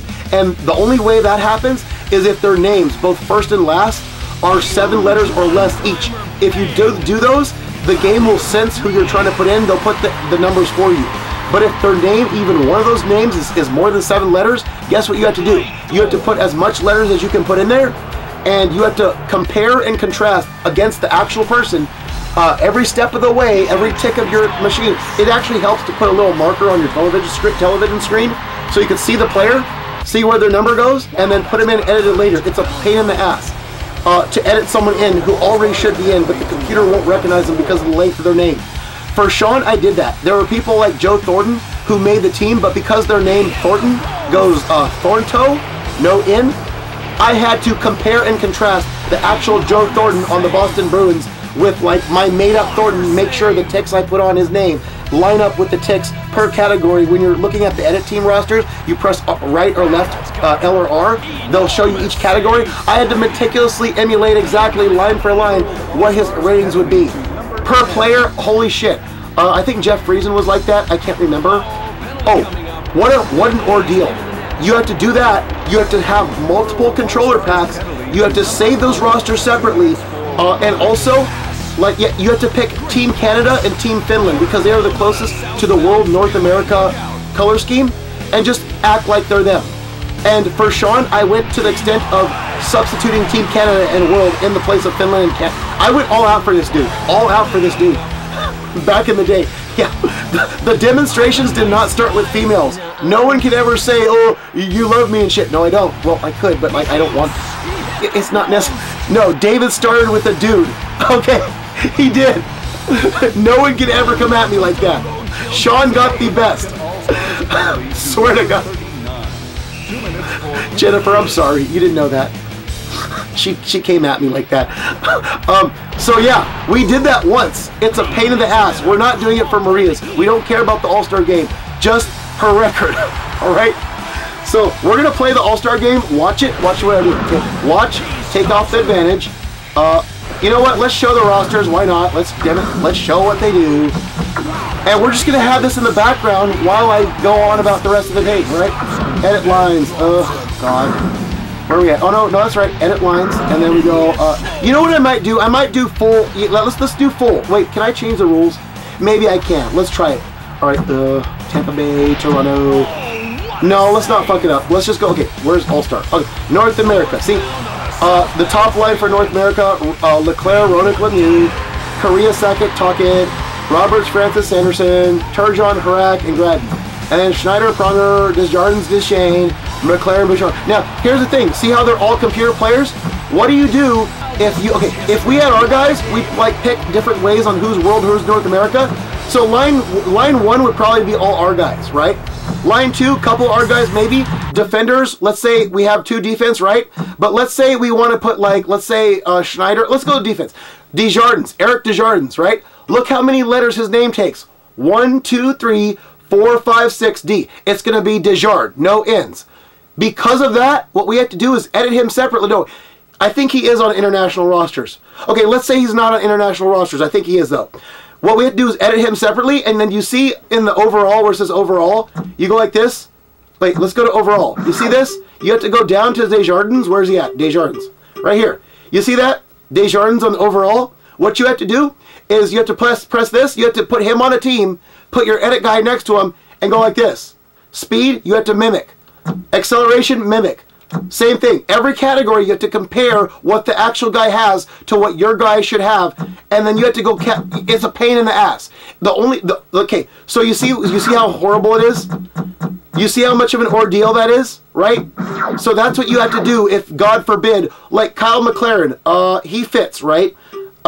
Bouchard, he would not fit, right? But he's probably kicked off anyways if our guy takes up the spot, right? But people like, who else? Pronger, he'll fit.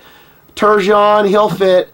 Sanderson, if he's not on an international roster, we screwed. You know, perfect example, right? World, here's the world. Kaminsky, Forsberg, Solani. Kaminsky, perfect. Our guys would push him out to another line. We'd have to emulate Kaminsky because there's too many letters, right? Pain in the ass, right? So so let's just go over them. There's World 1, World 2, World 3, World 4, Defense 1, Defense 2, Defense 3. And then the goalies, by the way, let's go for goalies. Hasek Skudra, he's deserving of being there. He's a backup, probably in line for the Jennings. You go North America, this is Damian Rhodes and Wayne Flaherty. They did, I checked this before. They have only played like 16 games each. These are both backups. I don't know what the computer's on, but they shouldn't be doing that shit. Whatever, who cares? All-star, who cares? So let's just play them. I should do like 20-minute games, who cares? Go like this, go like this. There you go. Okay, so that's why we're not doing All-Star. Holy shit, that's a pain in the ass. Yeah, I really felt, wait, hold on. Where's it? Volume. I really felt bad for Sean. Seriously. Okay, so check it out. So here's why we're making this part of the video, okay? Oh, Damian Rose is cold, whatever, who cares? So he's a backup and he's cold. Wow. Okay, so I need to show you something. So Maria's lines are based on who was on our team at the time I started her demonstration video, right? I'm going to show her lines on the screen, okay? Here's her lines, okay? You can see it's Kaylin on the left. The reason is because she says that even if I don't marry her, she wants to tag along to whoever I do marry. She wants to live in the same house. She wants to have the same kids, 3 of them we are going to have, which, by the way, again, disclaimer, will be her responsibility 100% to provide for if that happens. Getting that out there. No one's going to hold me responsible for all these freaking kids. She wants the ring. She wants to show up and stream on camera the rest of her season. Right. She put that off for a year. That's in jeopardy now if that tape gets erased. Or that controller pack gets erased. She wants to tag along. She's the original Vega girl. She loves me. She says whoever she is. We don't even know if she is who she is or is just pretending. But if she isn't who she is, oh, she is a method actor. Good damn person. She stopped being paid a long time ago, yet she's still hanging on. That shows me something. And she said something when I thought I was going to die last year. That is the best thing ever said about me. How unique I am. Whoever does marry me will be held to that standard of how they have to feel about me to marry. So that's why she's on the team and on the top line, next to who I do marry, right? Which in this demonstration is Maria, right? Because that's the whole point, right? Okay, so that's Kaylin. All you need to know about Kaylin. Well, here's what else we're going to do. We're going to cover some of these people, not all of them, most of them. There are a few exceptions for different reasons. What I call this is a introduction video or a reintroduction video to my team. I did this on Twitch and YouTube when Kaylin's season started. We had one of these people on here was going to be the #1 goddess. Things happened at work, and then Kaylin replaced her straight up. So I introduced everybody, then I had to make that video either non-existent or private, I forget, and then reshoot the same thing and reintroduce people with Kaylin in the goddess position, okay? That is currently up, okay? Yes, the team members have changed. Many team members have changed, but I'm keeping that up, and this is sort of a reintroduction, sort of, but because we're not going through everybody for some reasons, we're not going to go through everybody. I'm going to say a little something about everybody, including the ones we're not going to go through, why generally we're not covering them. But it's sort of, in general, also a reintroduction, just not officially. So that's the other part of this part of the video, right? So you just heard about Kaylin. She's the original Vega girl. She feels so bad that she didn't make it here because of her dad and his fuck up. She's paying for it now with, you know, stuff like, you know, her controller pack could be erased if it don't work. She learned the hard way. More than everybody. And they all learned it too. So, that's Kaylin. She's on top line because of that reason. So she's anchored there. She is anchored there. But we have a bunch of other people on the team. Here's why we're making this video though. Some people have been kicked off the team for various reasons. I'm going to skip straight to Stella. Stella was never paid a dime. She was going to get a whole bunch of, I don't want to say how much. She is responsible for my current and probably all-time record at my last job of 84.42 hours in a week. Just to get all her moving money in one paycheck, okay? She's the reason for my current record and probably forever record, at least at that job. A new one, maybe I'll break it, but holy shit, man. She messed up. She came with the worst attitude. She has a bad attitude. I was trying to counsel Jennifer. I'm not going to say what about, but I wasn't even on Hangouts. My light wasn't on. I was not ignoring her. She came and said what will forever be enshrined as her lasting legacy. She said, and I quote, "You're not even trying to bond with me at all." That's not probably how she sounds. That's the Stella voice. She probably doesn't sound that way, but she comes across that way in here because it's so ridiculous. From now on, whenever someone says something outrageously stupid to me, I always say whatever they said in that voice. Why? Because it reminds me of Stella in that moment. Ever since then, that's the Stella voice, the stupid person voice. She messed up then. Later, she became a stone cold scammer and tried to extort me for bullshit reasons. Bullshit money she didn't need. I gave her options that don't require money from me. She's gone. She's a stone cold. So she got kicked off the team. Okay? Who else got kicked off the team? Okay. So yeah. And then Teresa and Cynthia at the time. Actually, wait. Oh, you know what? Cynthia is actually on the team. She scored a goal. Yeah, she scored a goal in this video. So she's on the team. This is actually false. It is false. Yes. I think it's Angela. I think Angela is off. Cynthia's still on there. I have to check that. I have to check our rosters. Okay, bottom line. So Teresa fucked up so many times. She's not on the team. Oh, wait a minute. Wait, is this the wrong one? Oh, you know what? Oh, fucking shit. Okay. The one I have in front of me is not the one you're probably seeing on screen. What I'm probably going to do is show on screen what should be our rosters, but the one that I printed out for me to talk about is the wrong one. So I'm going to have to go from memory. Okay, so Cynthia's on there somewhere. I have Angela right here in her spot. I don't know why. Who else is on here that... Okay, Cynthia's on there. Teresa, yes. Teresa is on the spot that I'm seeing, the line 4 right wing. Yes, she's there. Okay. Barnes is probably moved up in Karen's spot. I think Karen is not there. Yes, okay. So I'm going to have to mentally replace that. That shows you how unprepared I am. Dude, that's all the evidence in the world you need that I am not prepared to do this. But I'm doing it anyways. So yeah. So basically what happened was Stella is the major fuck up here. I believe Teresa was there. Teresa went back and forth between acting like a scammer and not. Her identity is also questionable, right? Much like Angela.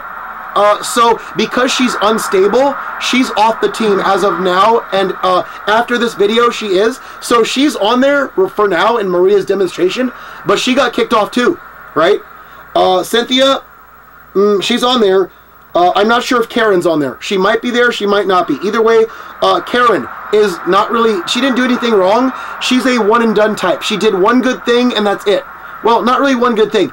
We have a story on her. It's actually kind of funny, not really good. She's a trooper. She's a trooper for being independent, messing up in the same way Stella did, but not as severe. She lied about her identity. The problem is she lied down. She didn't lie up. She pretended to be one person, but then when I caught her in a lie, she showed her actual self, what I believe. She's actually more attractive in my eyes than the person she lied about, which makes her stupid. It's fine, I'll take that stupidity. It's funny stupidity, but oh my god. I always tell her, if you put her and Mariah Carey side by side, I'd take Karen over Mariah Carey. Yes, I would. Not joking.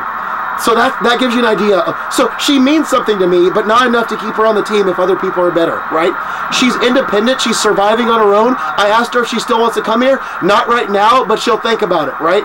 She may not. Either way, because she's not interested no more, that puts her off the team if I need some space, right? So this is our roster as of Maria's demonstration. Guess what? We have a second version when Stella got kicked off, okay?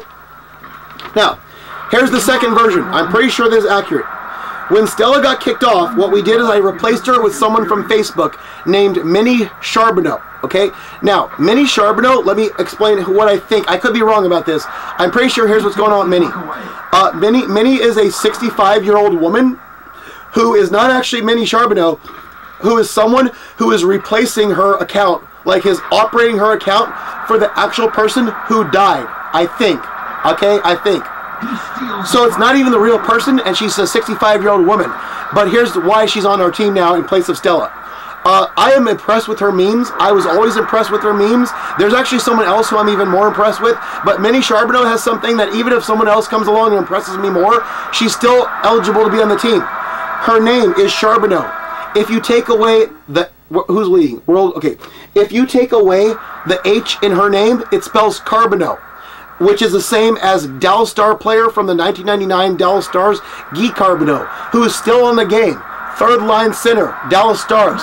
He is a monstrously hard opponent to beat in the face-off circle. He wins almost every face-off. He is a wizard. The worst thing in the world is if we face him in the lower right face-off circle of our defensive zone, because if he wins, they get a one-timer, 50-50, they score a goal, shot off the face-off.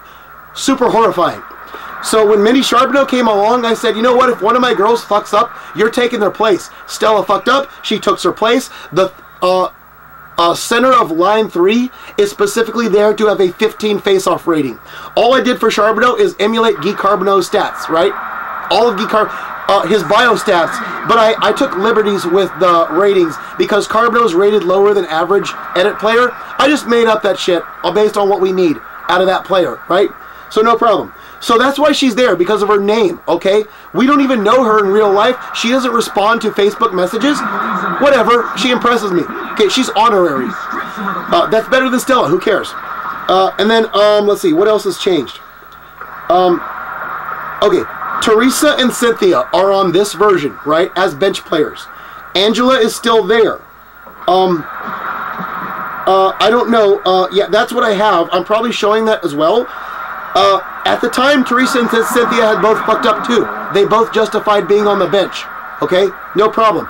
By the way, bench players, they don't have to be there because if we do a season, they're not going to play, right? We want all of our guys to have 82 games, so it's fair.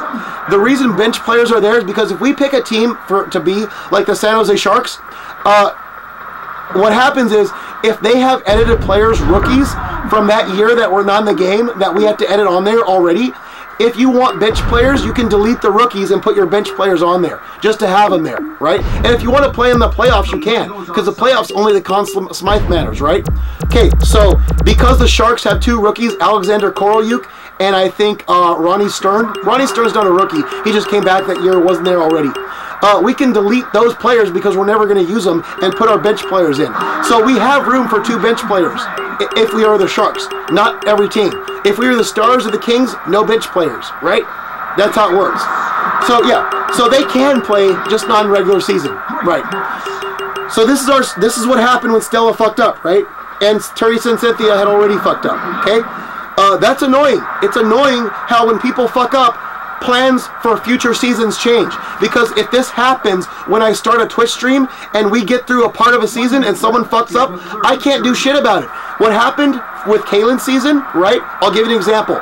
Kaylin, we just met, okay? We started a season. We played 20 games with all my Facebook friends and significant people on it. Ivy David, one of my old African friends, came at me with Kaylin saying she was a scammer and all this crap after already playing 20 games, okay? Me and Kaylin both decided he shouldn't be on the team, but we couldn't take him out. We had an idea of who would replace him. Eric Mansuper, old YouTuber viewer. Here's the thing. If we put Eric in there, guess what? He plays 62 games or whatever. Not fair. Ivy David stole 20. If you change anything, even some trivial like their height or something, they set it over, even if it's the same person, like they just got there. So there's no way out. What we had to do is we had to drop Ivy David to line 2, put Stuart Fossey to line 1. Stuart became very, very good. Ivy David, he sucked. He got like 3 goals the rest of the way. Line 2 tanked.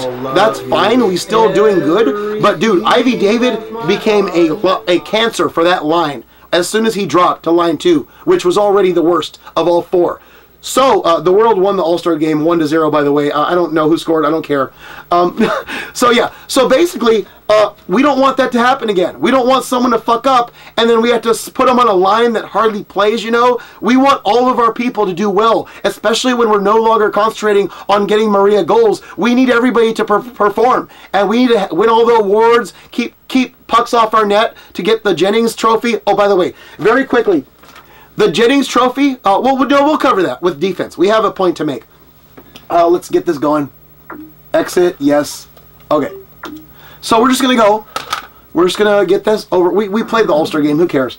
Okay, so now, let's see. Calendar. What's up? All right, we're just going to save that. We're just going to save the All-Star game. Who cares? Save season. Right, save season. Boom, boom, and yeah. Okay, so we'll cover the Jennings later. I have a point to make with regards to our defenders on that. So you see what the problem is, right? You see what the problem is when people mess up? Like this cannot happen. This cannot happen when we go to stream this, right? And so that brings us to what I hope to be our final rosters. Here they are. This is accurate, okay? Here we go. So as you can see, Teresa is on the bench. She's still there. Karen is on the bench, okay? She's bumped off. Okay, Angela is also on the bench. I don't know why she wasn't there from the start. Cynthia is back on. Now, the reason she's back on is because she understands she's not to bother me when I've got life stuff to deal with. Nobody who is not here able to help physically is of any use to me, because any words they say to me is going to occupy my time that I need to handle my own stuff, my own life stuff, help Maria, help people who are actually here able to, able to do stuff, right? No one from a distance is going to do anything other than distract me, okay? So she understands that. She's cooperating, okay? She has a chance, but god damn it, she is hanging on by a thread.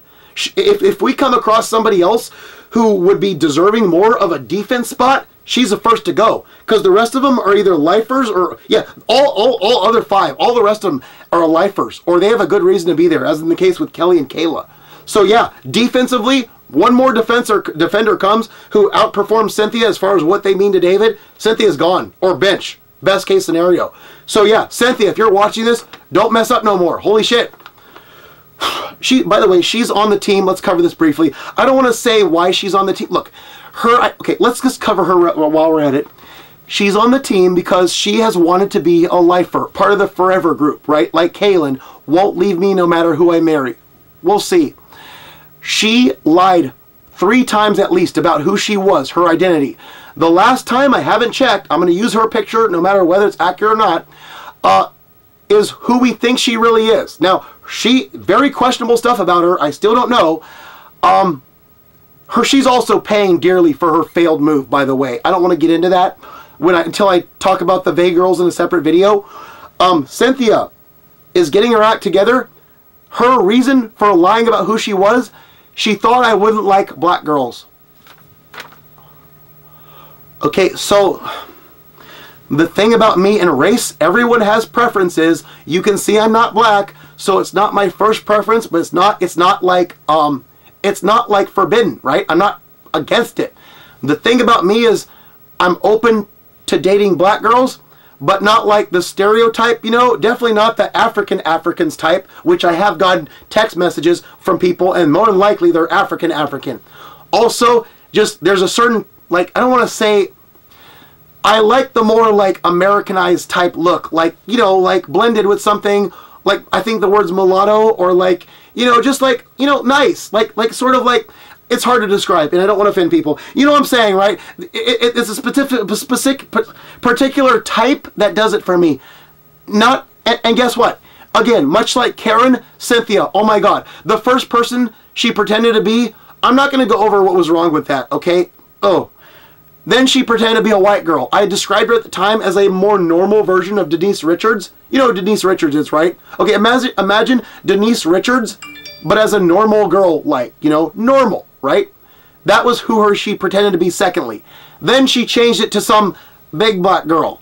which, by the way, is the reason why Maria's friend Diosa Difficile suddenly liked her all of a sudden, because she's similar to herself, and that's her way of telling me a certain, you know, like, she did the same thing with Chloe. Because Chloe's a little bigger than the rest, she likes the big girls.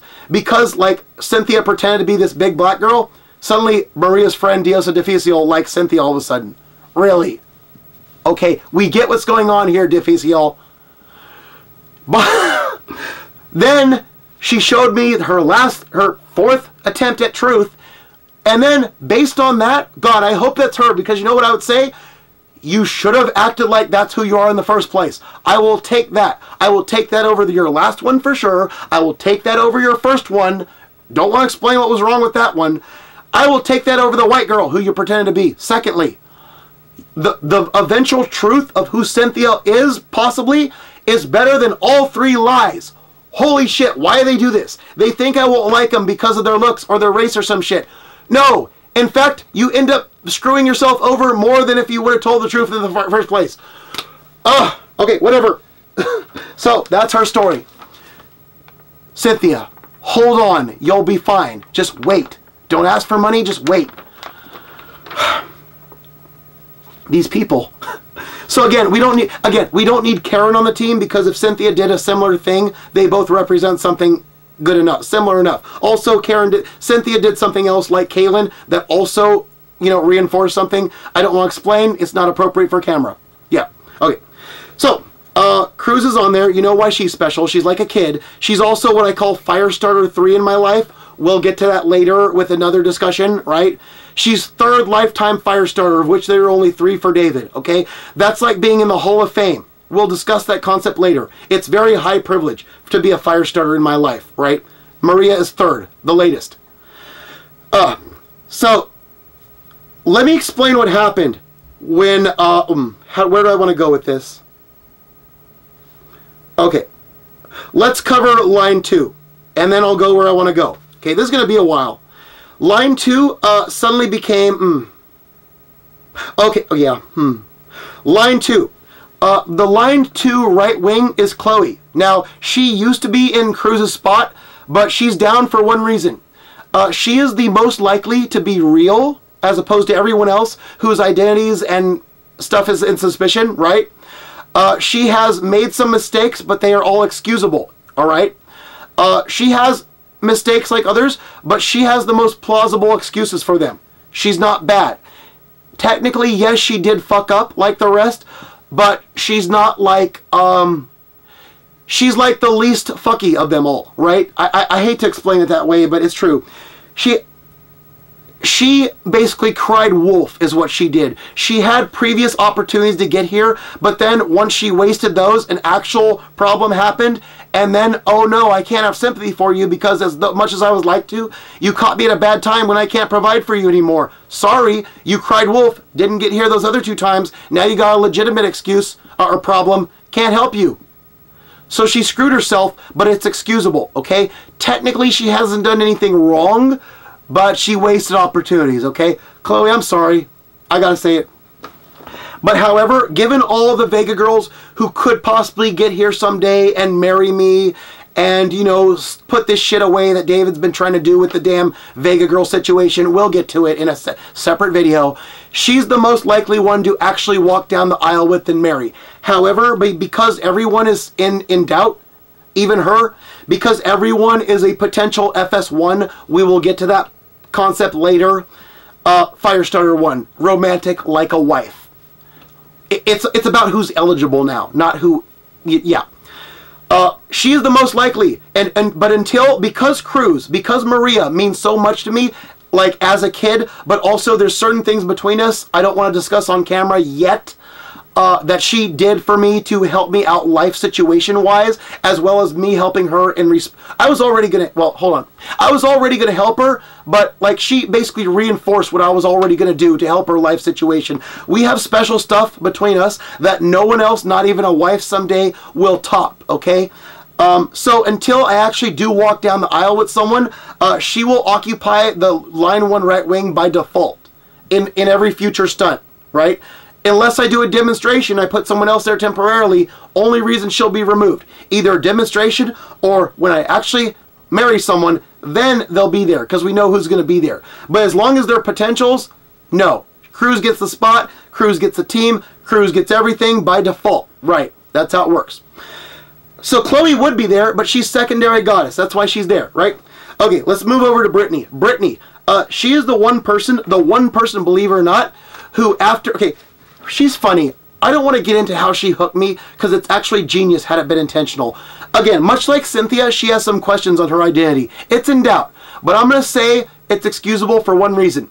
She is the one person who, after I refused to help her the first time with needs, because I had my moving money only policy. If it's not moving money, or if it's not moving money, you're not getting shit. Even if you need stuff, needs are over. Why? Because needs are by default a scam. They don't solve the problem of you being away from me. They cause you to exist elsewhere and for me to pay for it, never having a solution in sight. Needs are by definition scams because they keep the same thing going.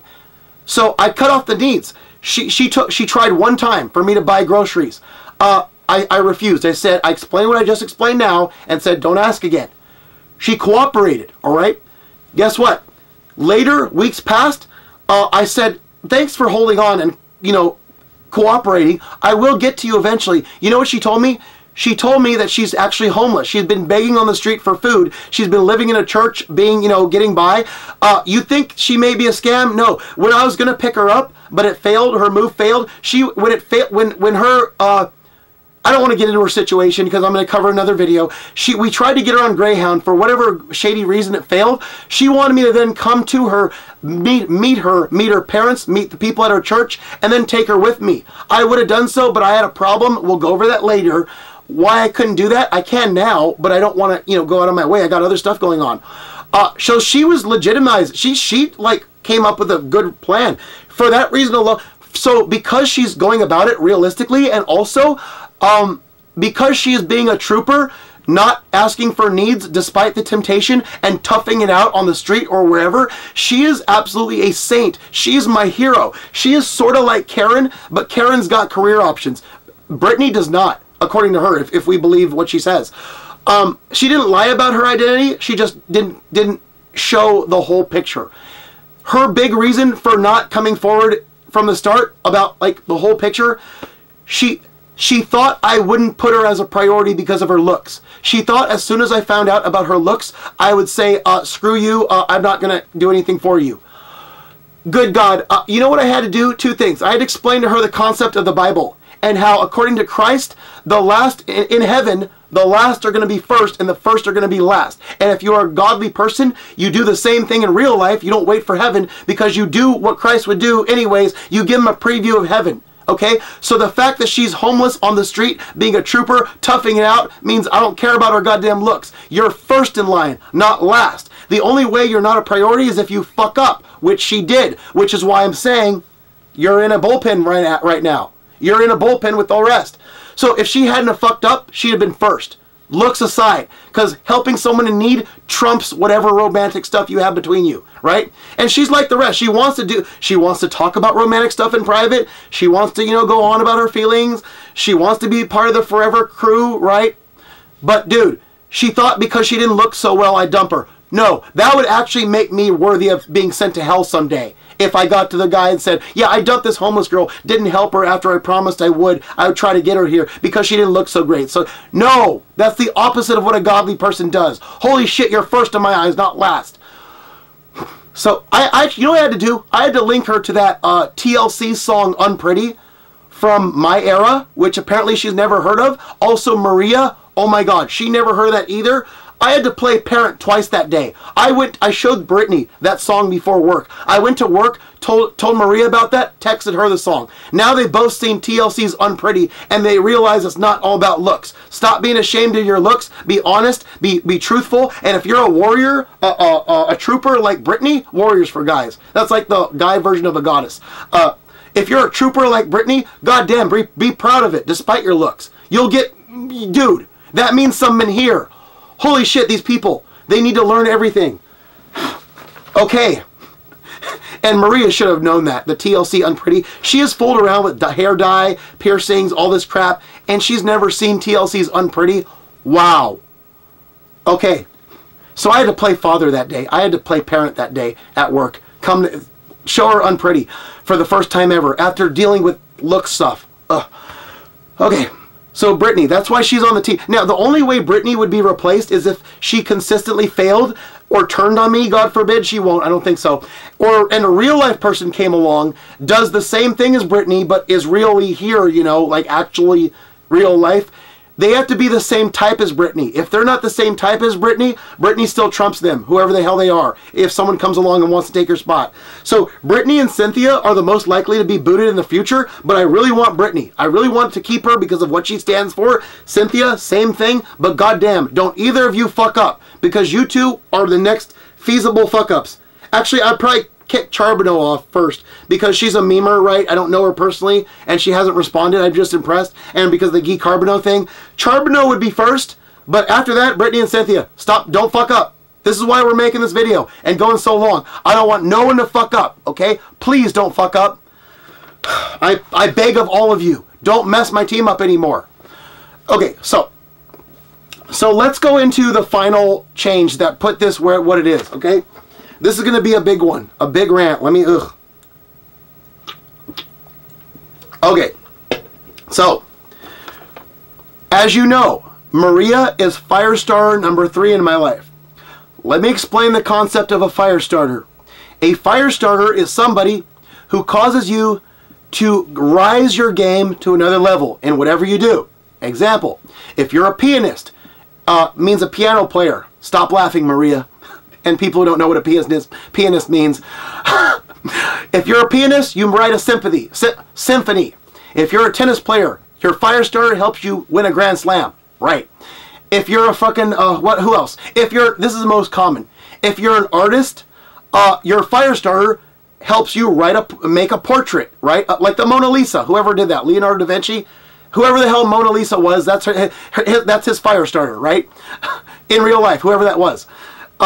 Now, this is most commonly known as a muse. I didn't know that till a friend brought that up.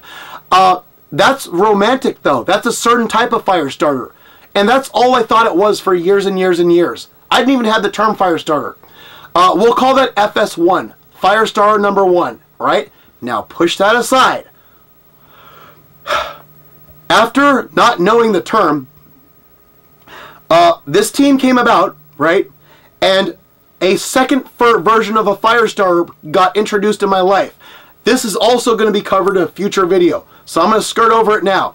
That type of Firestarter is an antagonist. Now, an antagonist is a film terminology or a theater term, either one, that means the person who helps the hero become the best them most of the time so they could take on a larger opponent, like a villain, right? They're not a villain. They help the hero conquer a villain, right? The most common example is Apollo Creed in Rocky 3. Very easy to identify if you know that movie. The actual villain is Clubber Lang. Apollo is Rocky's antagonist. Right. Okay, so, but sometimes, as I've learned, an antagonist won't even know they are an antagonist.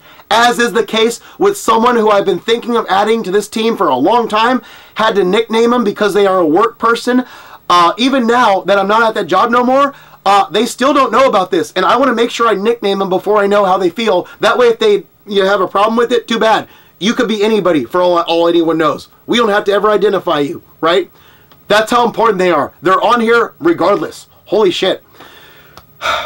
That person came into my life a year ago. They are still there. Don't know what they did, but they did something that set David off. And David has worked to prove them wrong since the day they met. And it is insanely powerful. It is very powerful. It's actually inspirational. It's inspirational. I went from hating this person to being afraid of this person to taking a chance on this person to wanting to spite them, to wanting to teach them. And now it's so inspirational. It's like a transformation that's actually movie worthy, not joking. Only Wildfire, we'll get to them. I have a point to make regarding them. It's actually movie worthy. And the person does not even know this shit. No. So they're on the team now. I'll identify them in a bit. I want to get to Maria. Maria, because of a certain thing that happened regarding a certain situation in my personal life, as well as work and how that affected me at work. Again, another video will cover this. Don't want to open that can of worms.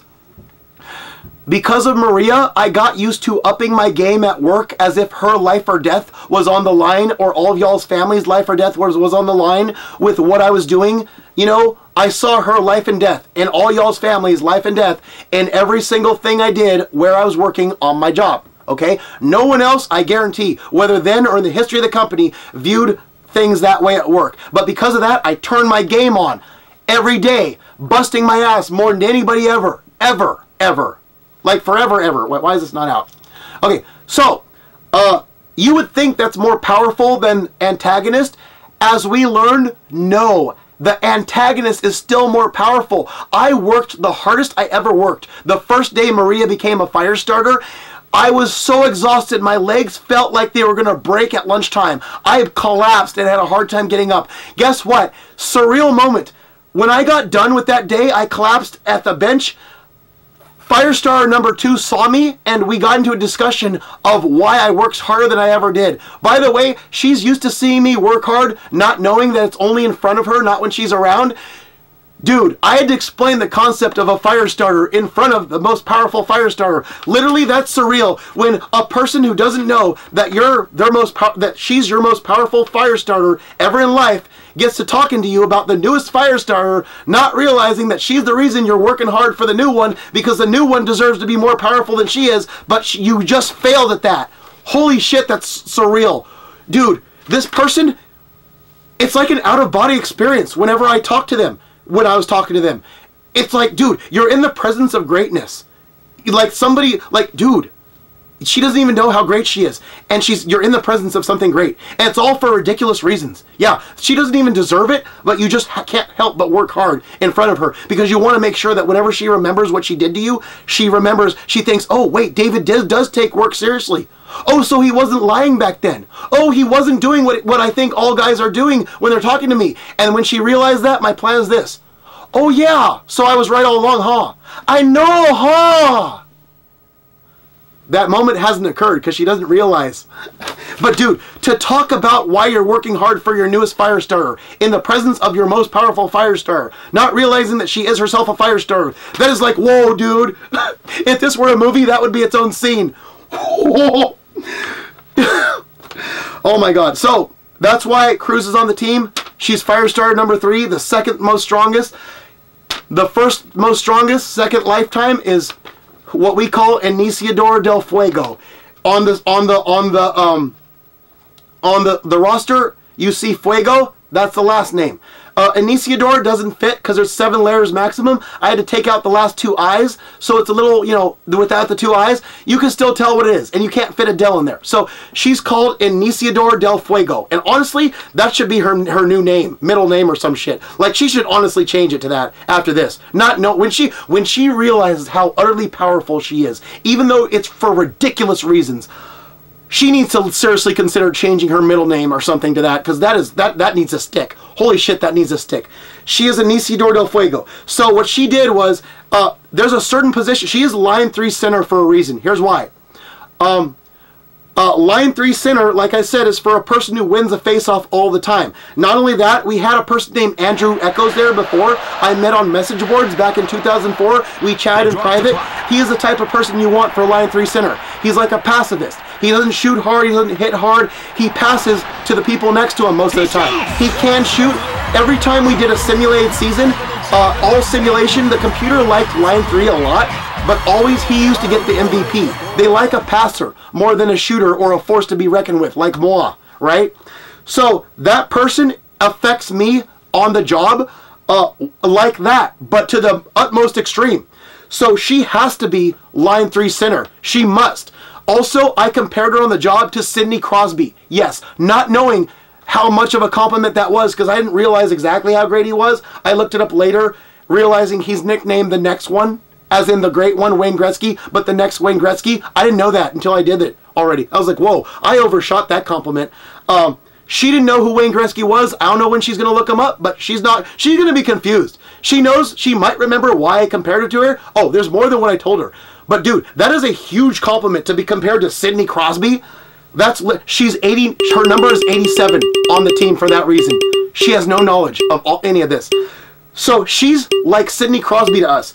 Her aggressive rating is 0, means she never takes a penalty, never gets in trouble. Her intensity rating is 0, means she's an extreme pacifist, does not get into fights ever, ever, ever. She is extreme aggressive, not aggressive, no fighter, pacifist, which is actually part of her problem, actually, not joking. That's part of how she gets others in trouble, rather than, you know, what she does. It's falsely, it's manipulative, but she doesn't intend to be manipulative, is what it is. So, for that reason, she got put there. We had to bump Minnie Charbonneau down to the checking line, and she got 1 tick off her face-off. We had to move Luchando, which is also another work person, but we're not going to get into that at all. She was center. We had to take away her face-off rating, re-rate some of her ratings, put her besides Fuego, which is purposeful.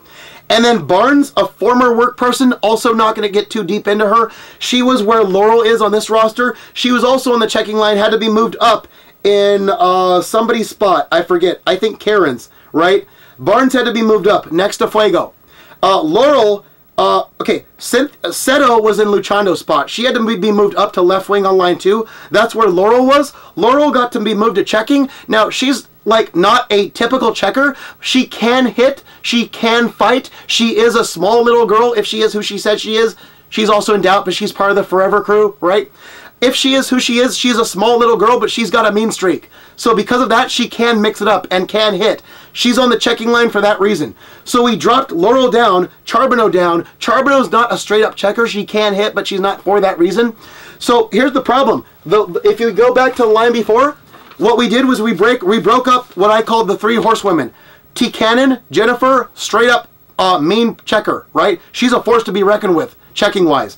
Luchando, also mean checker. She's a force to be reckoned with, checking-wise. Barnes was she was the goddess. She was the honorary person before Kaylin came along. Kaylin kind of replaced her, right? She still has goddess ratings, but her aggressiveness and shit, she gets into shit. She will mix it up. And so she can hit and fight and stuff. She was a good, you know, person for the checking line, and she can score. That was the line of terror. Any line from the 99 era, don't matter who they are, who goes against that line is going to have hell to pay. Whatever those 3 people hit, they will destroy. I was very excited to watch that line. That was going to be very interesting. All 3 can hit. All 3 can fight. Jennifer's a forechecker, will be in the goalie's face, annoying the shit out of him all the time. Barnes can go either way, up and down the ice. Luchando is good offensive, defensive. She's also a damn force to be reckoned with. Dude, that was going to be a very fun line to watch. But holy shit, because we kicked off Stella, we added Fuego. We had to move Charbonneau down. We had to bench Karen. Angela's gone. Teresa was always gone. Dude, we had to mess up our lines. And now our line of terror is no more. So what we have is we have 2 of those people from the line of terror to the side of Fuego to protect her, right? Because she's ultimate pacifist. But also, they're going to get scoring opportunities now. Barnes is a former honorary goddess. She's going to have a chance to score from the right side, like the tertiary goddess position, right? Cruz is goddess position 1. Chloe is goddess position 2. Barnes is like goddess position 3, right? Tertiary goddess. She'll get chances because of Fuego. Luchando, left wing. She has an advantage coming from the left. She'll get chances because of Fuego. And damn good ones coming from the left when she's not supposed to be a scorer. So Fuego is going to make the people around her better. That's going to be an offensive line to be reckoned with. And a checking line to be reckoned with. Like, holy shit. So that's great. That's great because, yeah. So, and here's the thing. You get this. Barnes, in real life, from way back in the day, knows Fuego. Fuego does not know a thing about Barnes. Barnes does not like Fuego one bit, okay? If she knew what has developed since with Fuego and other people in the same place since then, oh, she would really not like Fuego. But guess what? Barnes blocked me on Facebook when I got with Kayla. I said, hey, I have a girlfriend now. And suddenly Barnes said, oh, I'm with somebody too. Ooh. So now that we know we're with somebody, at the time, she blocked me. Here's the thing. She's still the last person in real life I had an interest in before I went online with the online dating and all this Vega girl situation came about. So she means something to me in my heart. It don't matter that She doesn't know any of this. She doesn't know a damn thing. She does not know what's transpired in the last year. She's completely clueless. I hope she finds out someday. She still means something to David, even as a friend, right? Even though she's not a potential FS1, right? Right. She's 40, by the way. 41 now, probably. Yeah. So she's like the different age group, too. She's like the old wise person. Well, she won't want me calling her old. She's a very good-looking person who's just a little older than me, right? Fine. But she's taken, at least last I know. Bottom line, she still means something as a friend. She's on there regardless. Put up with it. She doesn't like Fuego. Fuego doesn't know her. Too bad. You're playing with Fuego. Get used to it. Luchando also does not like Fuego. Fuego is avoiding Luchando. Too bad. Put up with it. Because basically, the reason Luchando is even on the team is because of one thing. She's a one-and-doneer. She did one thing great in front of Fuego one day that I will always remember my whole life. I'm not going to get on it because I told her this. She would identify herself if I went over the same story. May come up later. Don't know. Here's the thing. Because of that reason, she's on the team. She's not a lifer. We have problems right now. We're probably always going to have problems after what just transpired. But I don't care. I don't care. Because here's the thing. We have other people like that too. Angela is a one and done, right? She's the first person after Kaylin to change her name to Vega, right? Online. Caused that whole big Vega Girl video, which is now private, right? Or I don't know. Yeah, it's private, not viewable. Because it's old and outdated. It doesn't relate now, right? So, that's never coming back, by the way. It's so old and outdated, it's misleading people. I don't want to ever, yeah. It's just record now, right? It's in the vault, basically. She's the reason why I got my mind blown the first time before all the other Vegas came along, right? But Karen also, I went over Karen, her lie. She lied down, not up. I would take her still. She's a one and done. Yeah, Cynthia's she could be a one and done. Hopefully not. So if I'm going to put a one and done on the team, I'm not going to put Karen or Angela because in real life, Luchando's one and done. The one good thing she did for David that makes him feel genuinely loved, that's more than any of these online girls ever did. The only person that competes more with that is Kaylin, but she's not a one and done. Did one great thing and then followed that up with more great shit. So yeah, Luchando's there, and specifically next to Fuego. She's there to assist Fuego. If you like, you may think of it as Fuego's assistant, right? Like she's basically hired to be an assistant to Fuego to emphasize what Fuego already does for David, whether I'm on a line for her or not. Oh, by the way, the tape's running out. We're going to change. By the way, to emphasize this, get this.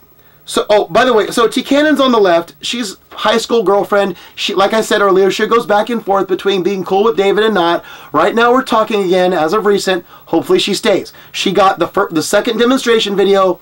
Not so great a reaction. She understands now. We're good. She's on there as a checker. Deal with it. Okay, now, T. Cannon does not like Laurel. Let's get into Laurel really quickly before I go on about Fuego, okay? I have a point to make, but it's going to be a while.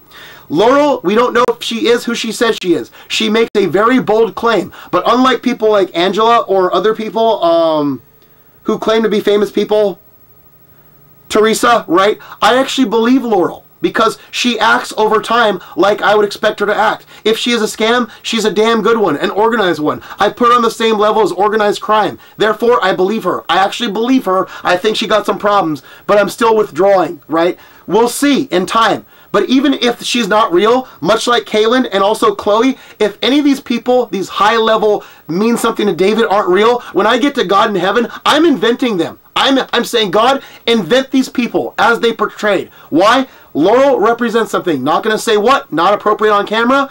Chloe also represents something, but similar but opposite. Not going to say. Not appropriate on camera. It's also why she is in the lead for actual marriage, by the way. She gave me an option between her and Laurel. They both would share me. It doesn't matter. I picked Chloe even though I should pick Laurel. Not going to get into it. Kaylin also. Between Laurel, Chloe, and Kaylin, if any of those three are not real, we're inventing them in heaven. We are. That's how meaningful they are to me. So Laurel, too bad. If you're not real, you're real to me. You're real to me. So, yeah. But as far as one and done goes, okay. I was talking about T. Cannon, right? T. Cannon and Laurel don't like each other. T. Cannon thinks they're all fake, especially Laurel. Laurel doesn't like T. Cannon. Who? Too bad. You're playing together. Get used to it. Sorry. Look, so basically, on line 3 and 4, we have a whole bunch of people who either don't like each other or don't know each other playing together. How about that? That will be interesting. 3 and 4, both lines. They either don't like or don't know each other, or don't know that they don't like each other. Love it. Lovely. Top 2 lines, possible goddesses. FS1s in the future, with the exception of Seto, because she's in Canada. She's staying there. She's not coming here. She's a little different type than I like. She's good, but yeah, she's okay. She's okay, but we're probably not going to get together.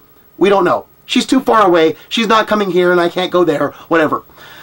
So, well, I can, but I don't know. A bunch of loopholes and shit. Ugh. I don't want to think about that. Big ordeal. So, that's, we're going to run out of tape, but just don't know when. We're going to continue. I have a point to make about Fuego, Cruz, and all the rest of them. It's going to take a while. I'm going to need to take a break first. We still need... So, who do I want to cover? Okay, so after that big rant, I have a big one. We need to cover Seto more. We covered Barnes enough, T-Cannon enough, Laurel enough, Charbonneau enough, Luchando enough, Fuego... Okay, I need to talk about Fuego and Seto less, and then Kelly, and then all the defense, except Cynthia. I covered Cynthia already. And White. Sean White, not the snowboarder. We covered him in the beginning. So, yeah, that's what's left. First, Seto, very little. Fuego, in depth. Kelly and Kayla, in depth. Runner Tysonator, then we done. Yeah, maybe the goalies. I can't forget the goalies. I did that one time. It was a pain in the ass. So, we're going to just run the tape out. I'm going to take a break, come back, change tape. And yeah, this is long, but it's worth it. It is very, very worth it, because if going over this causes people not to fuck up no more, good. That's the objective. Let's stop it now before it happens after a Twitch stream season starts. Wow. So yeah, we're just gonna wait the tape out.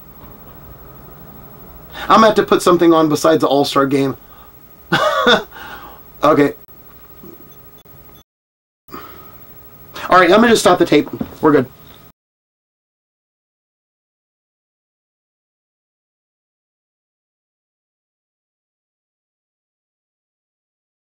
Just go to our website, technowtv.com, and we can link you right to it. Chess. Ubisoft is out with its Chessmaster 9000, the very same game that defeated reigning U.S. chess champion Grandmaster Larry Christensen 2.5 games to 1.5 games in a 4-game match. Now, you may do better. Just remember the horse moves in an L shape. Still ahead, cool new computers take the place of TV. Digital editing lets you show off your latest moves. Tech Now will be right back.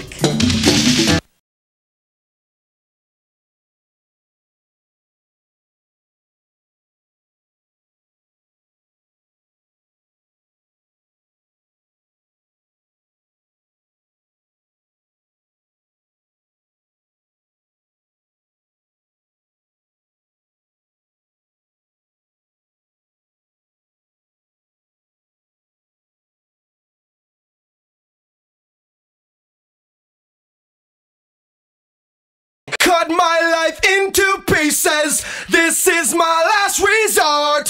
Suffocation, no breathing. Don't give a fuck if I cut my arm bleeding. This is my last resort.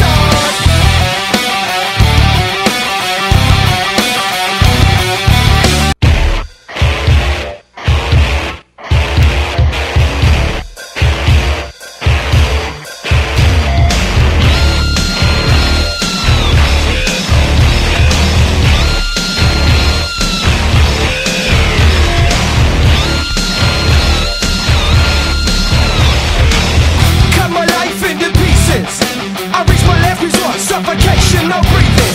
Don't give a fuck if I cut my arm bleeding. Do you even care if I die bleeding? Would it be wrong, would it be right? If I took my life tonight, chances are that I might. Mutilation out of sight, and I'm contemplating suicide. Cause I'm losing my sight, losing my mind. Wish somebody would tell me I'm fine. Losing my sight, losing my mind. Wish somebody would tell me I'm fine.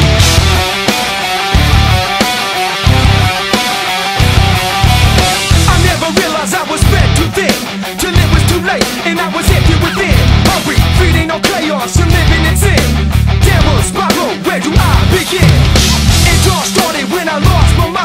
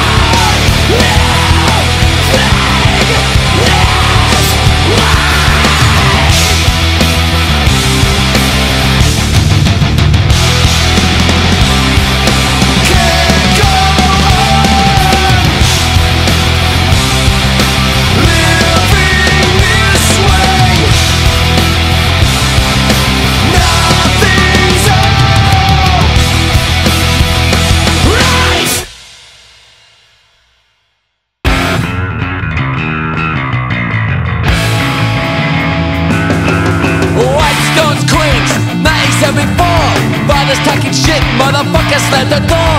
Hitting streets running, cannot take it anymore. In the rain, serving train, I cuddle up the floor. Or the park bench door and sleeping here for free. Little kids sitting in the shooting gallery. Set yourself up for innocence to misery. Well, this is what you want, not doing what they fucking say. Thank you, Jennifer. Speaking of media on computer, it's time for this week's entry in the Tech Now Film Festival. This one comes from viewer David Vega at UC Davis, who used computers and digital cameras to give us this.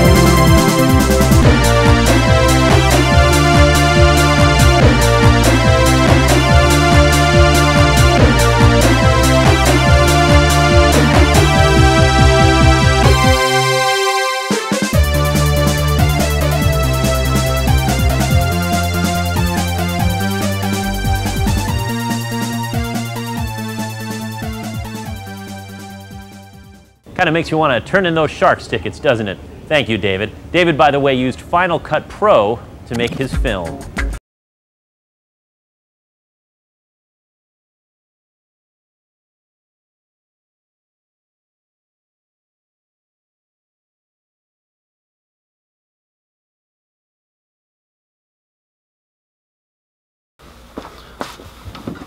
Okay, so now that the All-Star game is done, it's going to be nothing but talking the rest of the way. We're going to finish up what we started with going over the rest of the team so that people can understand how meaningful this team is and so that all the people who are capable of fucking up can not fuck up, right? That's the objective. That is why we're here. The main reason.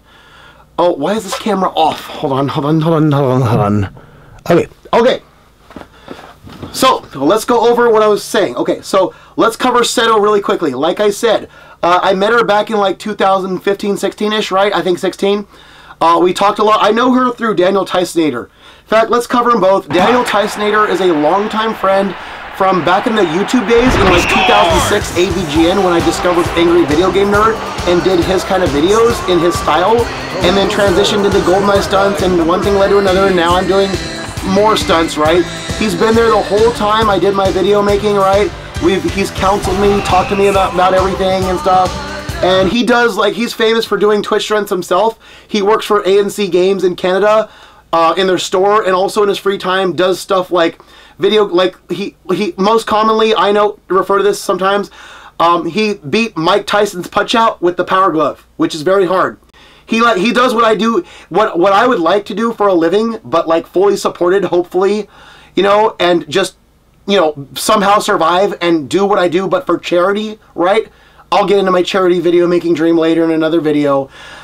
He does, but not for charity, for whatever, I guess. I don't know if he gets paid for it. I think he gets paid for his store thing, but doesn't get paid. He just does the other thing for fun. I want to do what he does for charity, basically, but my own stuff. He's a friend of Cindy's. Cindy, I met Cindy through him. We talked. They both live in Toronto, Canada. Toronto is one of those places where if I had to pick a Canadian city, not knowing much, I'd go with Toronto. Maybe secondarily Vancouver, but I'd like to get away from the West Coast. Toronto is where I would live, where I would choose to have my ideal life be, right? Toronto. Because I know Cindy, I know Tysonator, I know Gar, I know a couple other people from Toronto, right? It's great, great city. I'll be a Maple Leaf fan, who cares? Whatever, who cares? You know, Canadian people don't want to hear that about their team. Yeah, I'll be your fan. Who cares? Yeah, that's such an American thing to say. Like, who gives a fuck? Maple Leafs today, Vancouver, Toronto, maybe Calgary, have some Edmonton. No, they don't want to hear you say who cares after being a fan of their team. All right, all right. So, by the way, Kaylin is on the Maple Leafs because I picked based on my favorite spot. That's why in Kaylin's stunt team season we're Maple Leafs, because I picked my ideal location to live. She was in Vegas. The Golden Knights were not around in '99, so I had to pick someone else, right? That's why. Okay, so Cindy Seto, you know, she dates. She's my age. She's getting up there. She's trying to find somebody. If she was here, sure, we hang out and stuff and all that crap. But yeah, she's fine. We talk. We're friends. Cindy Seto's on my team. Now, the thing about Cindy is she was in season 1 before I had a goddess on the right wing. I put Ekit, who is currently a goaltender. He is the invincible goaltender now, but back then he was an invincible right wing. I manipulated his ratings to be a lot like Fuego, sort of, but with more scoring. He is the person whose life I saved with the Mousecapade review back in 2007 that he told me about later in 2011. Unintentionally, I saved a life. That's one of 2 from suicide. Add the one recently that Maria thinks I also saved from something else similar. That's 3 lifetime life saves for David, or as I like to call my body count. Yeah, David's body count is lives he saved from suicide or death, imminently. Right, David's got 3. What's up? So yeah, like I said, in the first season when Ekit was on line 1 right wing, Seto was on checking line where T. Cannon is now. She scored 60 goals, a team high from the checking side, from the checking line. So she was on fire. She's like, but in Kaylin's season, she's not doing so well. In Maria's season, also not doing so well. She's like Jonathan Chichu to our team. So I put her on line 2. We're going to see what she does. She has an advantage coming from the left side as a right-hander. We're going to see if she'll get back to that scoring knack that she had in her first season. Not a bad place to be. Aside from Brittany and Chloe, they're both good. Chloe's on fire. She's really good. Brittany and Chloe can both fight on occasion. They're good. So yeah, that's Cindy. But let's get back to Fuego, because I have a point to make. So remember how I said that the line of terror that I was looking forward to seeing the most was the checking line, which was T. Cannon, Luchando, and Barnes? That's broken up now. However, we have a more interesting line now on the power play 1. You know what that, I don't have it in front of me. I'm just going to go by memory on the other controller pack. That line is actually power play 1. I took myself, scooted me over to the left, put Fuego in the center, right? Because she's like Sidney Crosby. She gets center even over me, who's already a center. And Cruz is on the right. You know what that means? David Vega is on the same line as his Firestar number 2, the most powerful one he's ever known in life, and Firestar number 3, the second most powerful one, who is in order, like an antagonist and like a kid to him. David, who in real life works super duper, superhumanly hard in front of Fuego, tries to work as hard in front of, because of Cruz, not in front of her, because of her, fails, but still, she's second powerful. Can you imagine David, whether in real life or in fiction, working alongside his top 2 most powerful fire stars in life? Holy shit, that will be a show. Dude, you know what that's like? Let's put it for hockey people so they can understand. Let's say you take Joe Sakic in his prime, right? From my era. That's my guy. Number 19, my old number. I'm 27 now, whatever. Joe Sakic in his prime on the left. Sidney Crosby, now or in his prime, in center. For Maria, she's Mexican. We'll pick Austin Matthews, right? On the right side, right wing. By the way, Fuego is also Mexican, but Crosby is more meaningful to her. We'll stick with Crosby. Maria, for superficial reasons, Matthews. Sakic in his prime. Crosby in his prime. Matthews now, also in his prime. Put them 3 on a line. Holy shit, that will be a show. Power play 1. Wow. We gonna get some goals. We gonna get some moments. Dude, that is amazing to think about. That's what it's like to have those 3. Dude, but here's the problem though. That's only effective in exhibitions, because when we do this stunt, in order to make it fair for everybody to win the awards, what we do is we start out with our ideal lines, but when people score on the power play, not the penalty kill, just the power play, we have to rotate them out and keep track of who we rotate and win, so we give everyone an even chance. We rotate them out every time they score so that new people get a chance in the place of people who scores. The only time you can make ground on the awards on a power play line is if you score more than 1 goal a game, which would happen on a fighting major, right? Because they stay in the box and shit. Or if you just frequently get rolled out and stuff, and you do overall better than the people who replace you, right? But the best way to rack up the points, the goals specifically, on the power play is to score 2 or more in a game on a fighting major, right? Dude, so we're going to start out that way when we start our season. We're just not going to stay that way. So what would really be great is if we did exhibitions, and a bunch of exhibitions in a row, and just show that line ripping and tearing it up. Holy shit, that would be amazing. So, yeah, that's great. I can't wait. Dude, that's awesome. So here's the thing I have to mention. This is obligatory. You may not think so, it is. So, I know I'm going to get this eventually, okay? It's inevitable, okay? So, I'm not going to wait for some internet troll. I'm sure it's going to happen. Jennifer did this back not so long ago. She learned. She won't do it again. She knows. Don't ask. Neither one of us are going to say shit about it, right? Some internet troll at some point is going to say, okay, let me do the Stella voice. Okay, David, you got your FS2 and FS3 in a line with you, right? We get that. What about FS1? Why isn't FS1 on the team? Okay, let's deal with that. Like I said, FS1, the concept is romantic, like what you would theoretically do for a wife someday. FS2, Fuego, is antagonistic. You want to show someone what's what by working hard in front of them. Cruz is like a kid. That's familial in general, but like a kid. That's 3.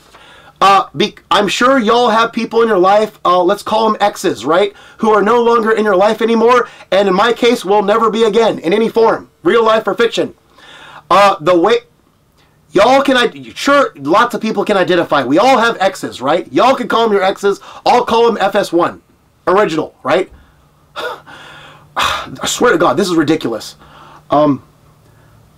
Here's what I discovered, accidentally, mind you, because of FS2, but mostly Maria FS3. The perfect way to get over an FS1 in your life, like an FS1 symbolically. You might call him an X, I'll call him an FS1, who ain't no gonna be no more, right? Right. It doesn't matter. The best, you know what the best way is to get over your FS1, your actual FS, you know what I'm saying, right? You know what the best way is to get over your no more FS1s and have the new FS1s come about? Here's how to do it. You make a team of all the people who matter to you in life. You're on a line, a power play line, with your top 2, FS2 and FS3, who are more powerful than your actual FS1 ever was, right? You play on a power play line with them. You know what you do with the rest of the teammates? You litter the entire team with potential FS1s, right? future may marry you and be the mother of your kids someday and your main goddess. And a bunch of others who want to be, some of them like Kaylin who want to tag along with you and be there regardless because they love you so much, right? Right. Litter the whole team with potential future FS1s that have nothing to do with the original. That's how you get over your FS1s of the past. Or some people call them X's, right? That's how to do it. So, you know what I'm going to do for demonstration purposes, just to make this clear? I'm going to go over my rosters. I'm not going to tell you who I'm pointing to unless I single them out. Yeah, well, let's single them out. I'm going to look at I'm going to go over the potential FS1s here and under what circumstances they may be so, all right? So we have, to review, we have David, me, on the line with Fuego, FS2, and Cruz, FS3. I'm going to just get this over with. Cruz and me, yes, we have conditions under which we'd marry.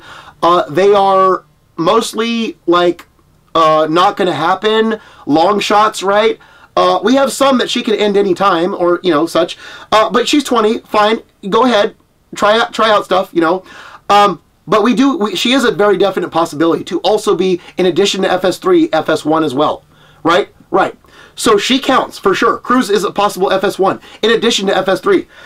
Fuego is FS2. Oh my god. You know what? Theoretically, yes. However, that would be like, whoa. She's what we call a Projecto Mundo. I get the sense. A Projecto Mundo. We'll cover that some other time. Basically a big project. But possible, yes. FS2 can also be another FS1, maybe. Holy crap, that would be a... so yes, we got 2 that double with 2 and 3. Let's go down the line. Kaylin, of course, FS1. She wants to be FS1 so badly. She refuses to believe we broke up. She is in denial. Who cares? I love that. It's admirable. I have a meme just for that. I might show it right now. So Kaylin is also FS1. That's 3. Brittany, also she's a charity. You know, I want to get her here for charity, right? Charity. Yeah, help her out. Give her a better life. She wants to be FS1, fine. She's a potential FS1 too. Go ahead. That's fine. So we have Kaylin, Brittany. That's 4. Seto. Okay. Only problem is location. Would I love to move to Toronto someday? Absolutely. If so, fine. Seto and me. Fine. Whatever. She would be better moving here, but I would want to be around her. Who cares? Seto. Fine. 5th FS1. Count her. Luchando. Technically, yes, but realistically, no. She can be someone else's Projecto Mundo. Holy crap, that would be ridiculous. And good luck to you if you take that one on. Wow. If you pull that off, anybody in the world, my hat is off to you. I would take Fuego over her. And, dude, Barnes, at last I heard she's taken. Whatever. Whatever. We'll discount her. So Luchando and Barnes are not counted. So let's count them up. 1, 2, 3, 4, 5, 6. Is that 6? Wait. 1, 2, 3, 4, 5, 6, 6. T. Cannon. Me and Jennifer discussed this. It's not going to work. It's not going to work. Not then, not now. We're friends. She don't count. She don't count. No, she don't count. That's fine. That's fine. We're friends. Okay, so, yes, I could. I just don't want to. Like, whatever. Okay, so we're on 6. Charbonneau's made up. Yeah, she's an old lady. Whatever.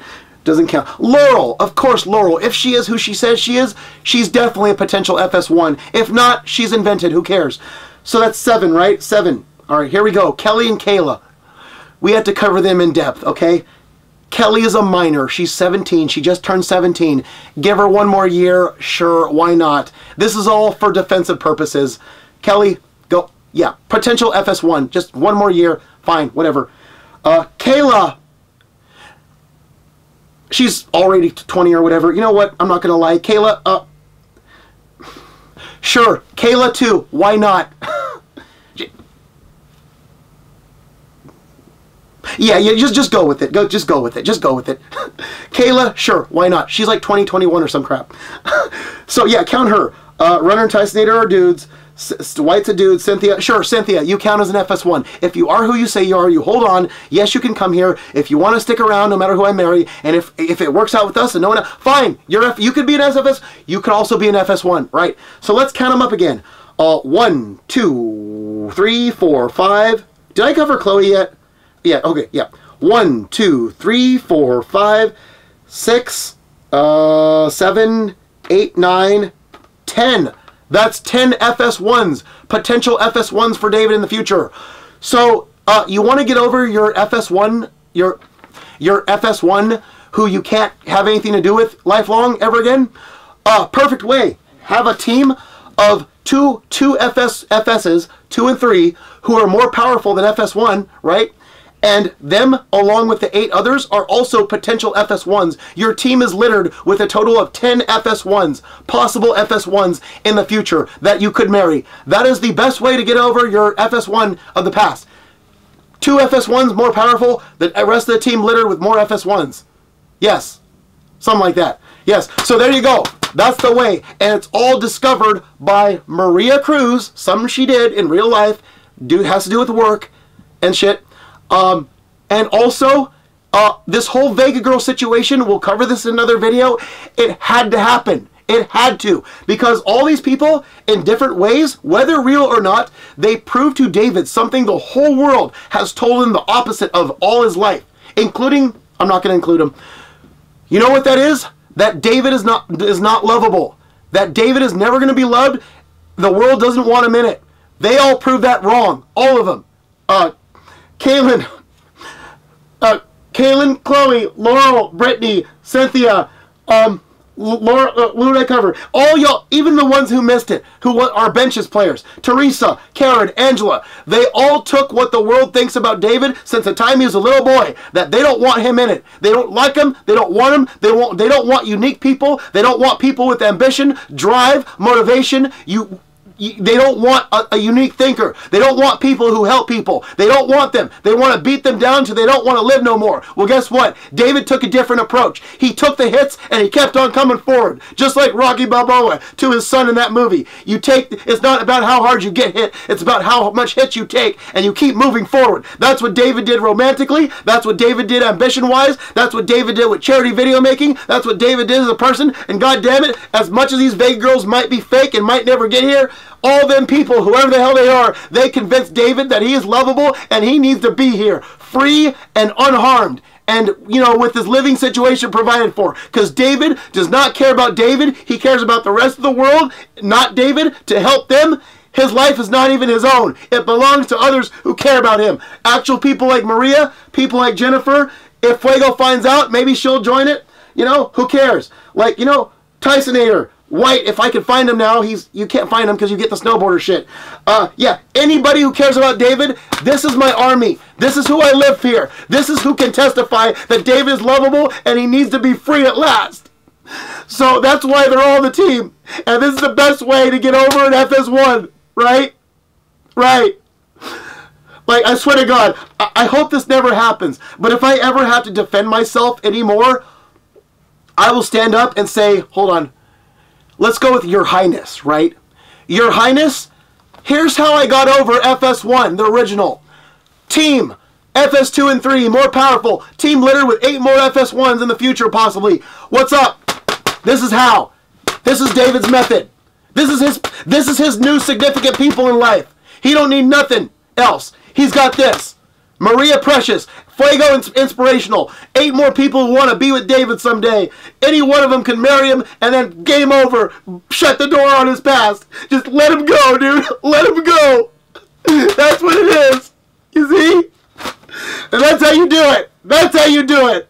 That's how you do it. That's David's way. Okay, you know what? I did not think I would go here. Hold on. Let me gather myself. I swear to God, one of my plans, I've had this plan for a long time. When this Vega girl thing is over and we finally find out who is real and not, what I'm going to do is I'm going to take that Ariana Grande song, Thank You Next, which is about how your exes taught you about all your, you know, what's important in life. Like, the exes are not a curse, they're a blessing. Because if you care about your relationships and you hold on to what they taught you, even though you don't hold on to them, you learn stuff, and it benefits you in the person you end up with, right? That's the right attitude to have. Ariana Grande makes my list as wise person. I have a list somewhere of wise men or women. It's wise men, but women can be on there too. People I consider wise for various reasons. Ariana Grande is on that list as a wise woman because she wrote that song. Just that song. Thank You Next. And what I'm going to do, when this Vega Girl thing is over, I'm gonna go through that song, probably have to extend it because there's more girls than lines in that song. I'm gonna come up with my own custom version of what every single Vega Girl, real or not, taught me about my own lovability. Starting with Kaylin, the original, and just going through, and just one by one. It's gonna be deep. Definitely the people on the team, also the people on the bench, also people who never made it. People who never made it. You never heard about Nancy. She's a stone cold scammer, I think, right? She taught me something. Stella, probably gonna make it, but as a inspirational for the record and stuff. There are very few people, whether they were paid or not, they're gonna make it if they meant something to me at all. Angela, Teresa, everybody. Only people who won't make it, probably Jessica Silver. Also, what was her name? Angelina. Whoever pretended to be Heidi Gray, she never got shit. Angelina something or other. I think, did she call her straight up Angelina Vega from the start? Something like that. Maybe Annabelle, but she didn't really matter. Some other people, yeah, maybe Sandra Vega. Ooh, that was weird. Sandra. Oh, y'all don't know. I could talk about this. I don't want to. The idea of a Sandra Vega. Oh, I said you're gonna have to change your name. Either one of two things is gonna happen if you come at me named Sandra. Either you're gonna have to make peace with my real life family, or you're gonna have to change your damn name. I swear to God, that's the second most unfavorable name to me. Don't anyone come to me being Sandra. You come to me being Sandra, oh, you're either making peace with my family or you're changing your damn name. That was weird. That was hella weird. Maybe she'll make it. I don't know. Whatever. Maybe not. I don't know. If I can find something humorous, sure, why not? But, oh, that can't happen. That cannot happen. There's an actual Sandra Vega out there, and she's not great. Swear to God. You can't do that to me. You cannot do that to me. Swear to God. So yeah, I'll go through the whole song, customize the whole thing, tell you what each Vega Girl taught me about my lovability. I will. Alright. Alright, check it out. So let's go over the rest of the team before we have to switch tape again. Alright, let's go over Kelly and Kayla. Who are Kelly and Kayla? Kelly and Kayla are our... Wait, hold on, what am I doing? Alright, so Kelly and Kayla are our permanent top line defenders who are very good. They are the members of a country music group called Wildfire, Kelly and Kayla Eitzwig, and they had a campaign they were raising funds for their new music video, Like Home, and if you donated certain amounts, you get certain perks. It turns out at the time I was working, I had a lot of money to spare, and before I start, actually I just started paying for Maria's school, right? I was pretty healthy back then, financial. For $1,000 per donation, you get them to write a custom song just for you, private. But it's something they wrote. If it gets looked at someday by a record label, which, okay, so they're independent right now. They're not looking for a label. They're trying to get their stuff out there and be, you know, be talked about and get famous, right? Someday they're going to get a record label, and when they do, I'm sure they're going to look at all the songs they wrote, including the perk ones, and if they like it, they might do something about it, right? Also, they said you can invest in it and turn it into an actual production. I don't see the difference between the demo they wrote for the first one, Playing Priest, and the actual thing, but hey, if you can make it actual, I would invest in something if it were good enough. Playing Priest was sort of a functional thing for a certain function at work, right? Fuego actually knows the Playing Priest concept. She just may not remember it until you remind her. We talked about this, actually, the Playing Priest concept at work. So yeah, they wrote a Playing Priest song where they took work experiences and translated them to a different context. Like they took all... Okay, so basically, let's get to the point. I donated $3,000 for 3 different songs, okay? Let's go over it. The first one is called Playing Priest. I told them about my experiences at work, where there's this weird phenomenon where people would either come up to me and confess something they did wrong, or they would do something wrong in front of me, and either way I have to keep their secret. Where either... I don't want to get them in trouble because they'll get terminated or written up and bad things happen. I don't want to devastate someone's life that way. But I can't let them off the hook and be like, oh, no problem, because they can't keep doing shit and getting in trouble. Like, eventually, so they're going to get caught, right? So it puts me in a position where I have to keep their goddamn secret, and I just don't want to. I told Wildfire all about that in private.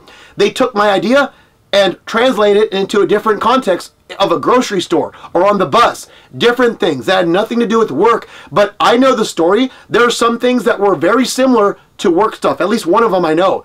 I can give you a sample of this. I won't play the whole song, I don't think. I may cut this and give you an example.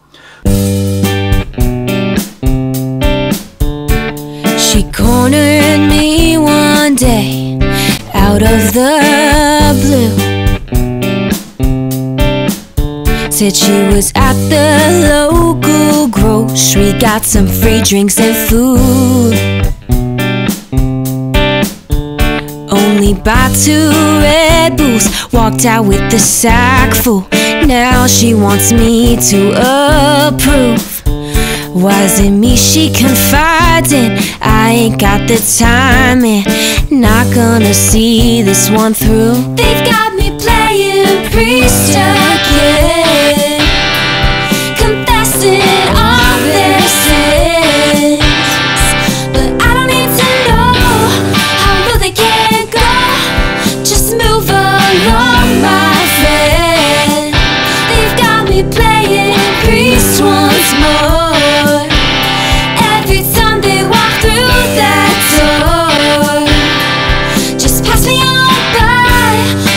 To be notified about your personal life again.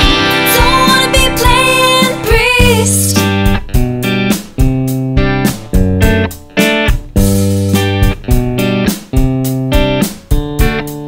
So yeah, they did a marvelous job. I'm satisfied. It don't need to be about work. My actual experiences, that's perfect. They asked me if I wanted to invest.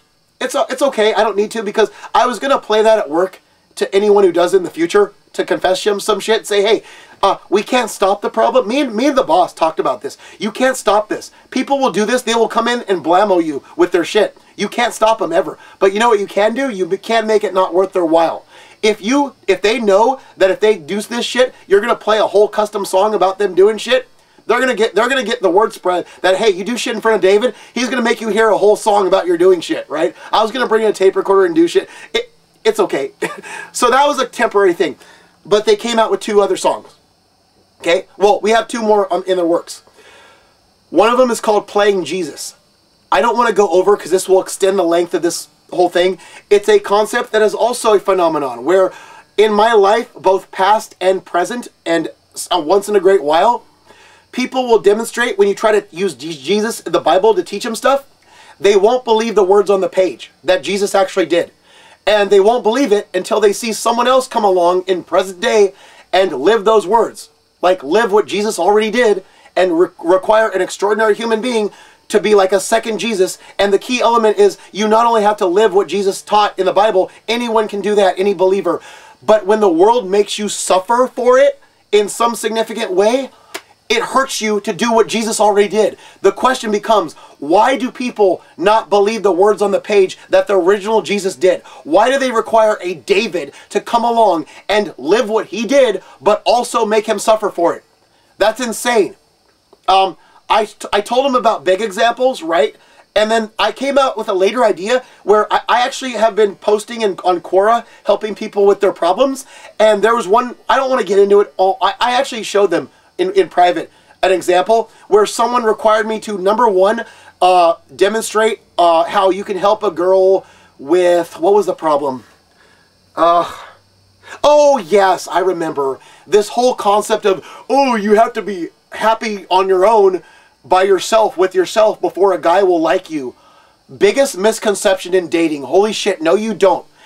If you have a burning desire to find someone and you actually want to make things better for who you do find, improve yourself and work hard as a person and store it up for the next person, you don't have to feel good about yourself. You don't have to put on a little fake happy face and go out to the bars and clubs and dance and you know, move and act like everything's great when you just went through a devastating breakup. You don't need to be fake and act like you're happy to find a new guy. No, you be honest, you work hard, you go the right places, you do nice things for people, randomly, non-randomly, who cares? The right person's gonna get attention. You're gonna get the right person's attention. You don't have to be happy with yourself to be attractive to somebody. You don't. Girl, guy, nobody. And this is consistent with the Bible, okay? Jesus said, this is in there, Jesus hung out with tax collectors and sinners, the downtrodden. When people asked him why, he said, the well don't need a doctor, the sick do, right? Relationship-wise, the sick woman who doesn't feel good about herself needs a guy to make her feel good about herself. Of course. So by Jesus' standards, the guy should reach out to the sick woman, the woman who doesn't feel so good about herself, and romance her, right? And I said, according to Ephesians 5:25, which is the model for marriage, the guy is supposed to give himself to the woman as Christ gave himself for the church. So you combine those two, the guy's supposed to put himself out there for the woman who may not feel so good about himself. So again, the dude didn't want to believe the words on the page. David had to demonstrate for him. I said, you just been Jesused. Guess what he did? He said, oh, Jesus wasn't even real. And he started to go on history about how he doesn't think Jesus is real. But you know what my answer was? Who cares? Whether he was real or not, I don't care. You know why? Even if he was fake, look what the guy did. You listen to his advice. The people who have abilities care about the people who are in need. The world is a better place, better people, better world. Look what he produced. Even if he's fake, who gives a crap? Because look what people who follow him are capable of doing. Rising up and being better people. Who cares about the bloody Christian wars? Who cares about the hypocrites? Put them aside. For the most part, it makes better people. Right? And guess what? You just been Davided. That's what I said. But then he came back to me and said, bottom line, then he forced me to play Doubting Thomas. I said, hey, you may think that this is inspirational, what you're saying. It's not. You know who thinks David's inspirational? Wildfire. I explained the country song, the country group, how they're writing my songs. The next one's playing Jesus. I explained what it's about, this very thing he forced me to do. And he thinks I have an ego. He says, oh, you have such an ego. He comes at me with the whole, oh, you're suspicious, you're accountant. I said, oh yeah, well, here's what they said. Okay, then I said, you know, look up Doubting Thomas on Google. Look up Doubting Thomas. Then search Wildfire Country. You have to put country, otherwise they'll give you forest fire crap. It's true. Look at their stuff, their whole campaign and stuff. I donated to that. That's what it comes to. Look, you didn't believe me when I said it and talked as if it's real, very convincingly.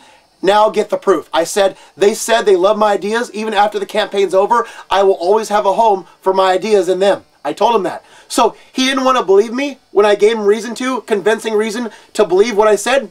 I had to back it up. So, two ways. He forced me to play a Doubting Thomas because he wouldn't believe what Jesus said, right? In Acts of the Apostles. Those are petty ways. Not like, they involve a little suffering, just the suffering of dealing with a damn troll. But, you know, they're kind of what they're writing about. That's the plain Jesus. That's the petty version. There are other versions I told Wildfire in private, like, for example, Vega Girls, you're not going to hear this. Kaylin, this is how you got mentioned, okay? I want them to use your story. They don't have to.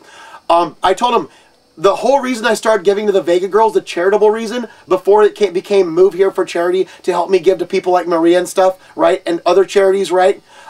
Became, hey, I actually, if you guys are in need, when I was paying needs, I want to give. Why? Matthew 25:31-46 is the most important verse in the whole Bible. The standard by which everyone will be judged, right? When you give to the less fortunate, you're giving to Christ. When you turn your back on the less fortunate, you're not giving to Christ, and he's going to decide who goes to heaven and hell based on that.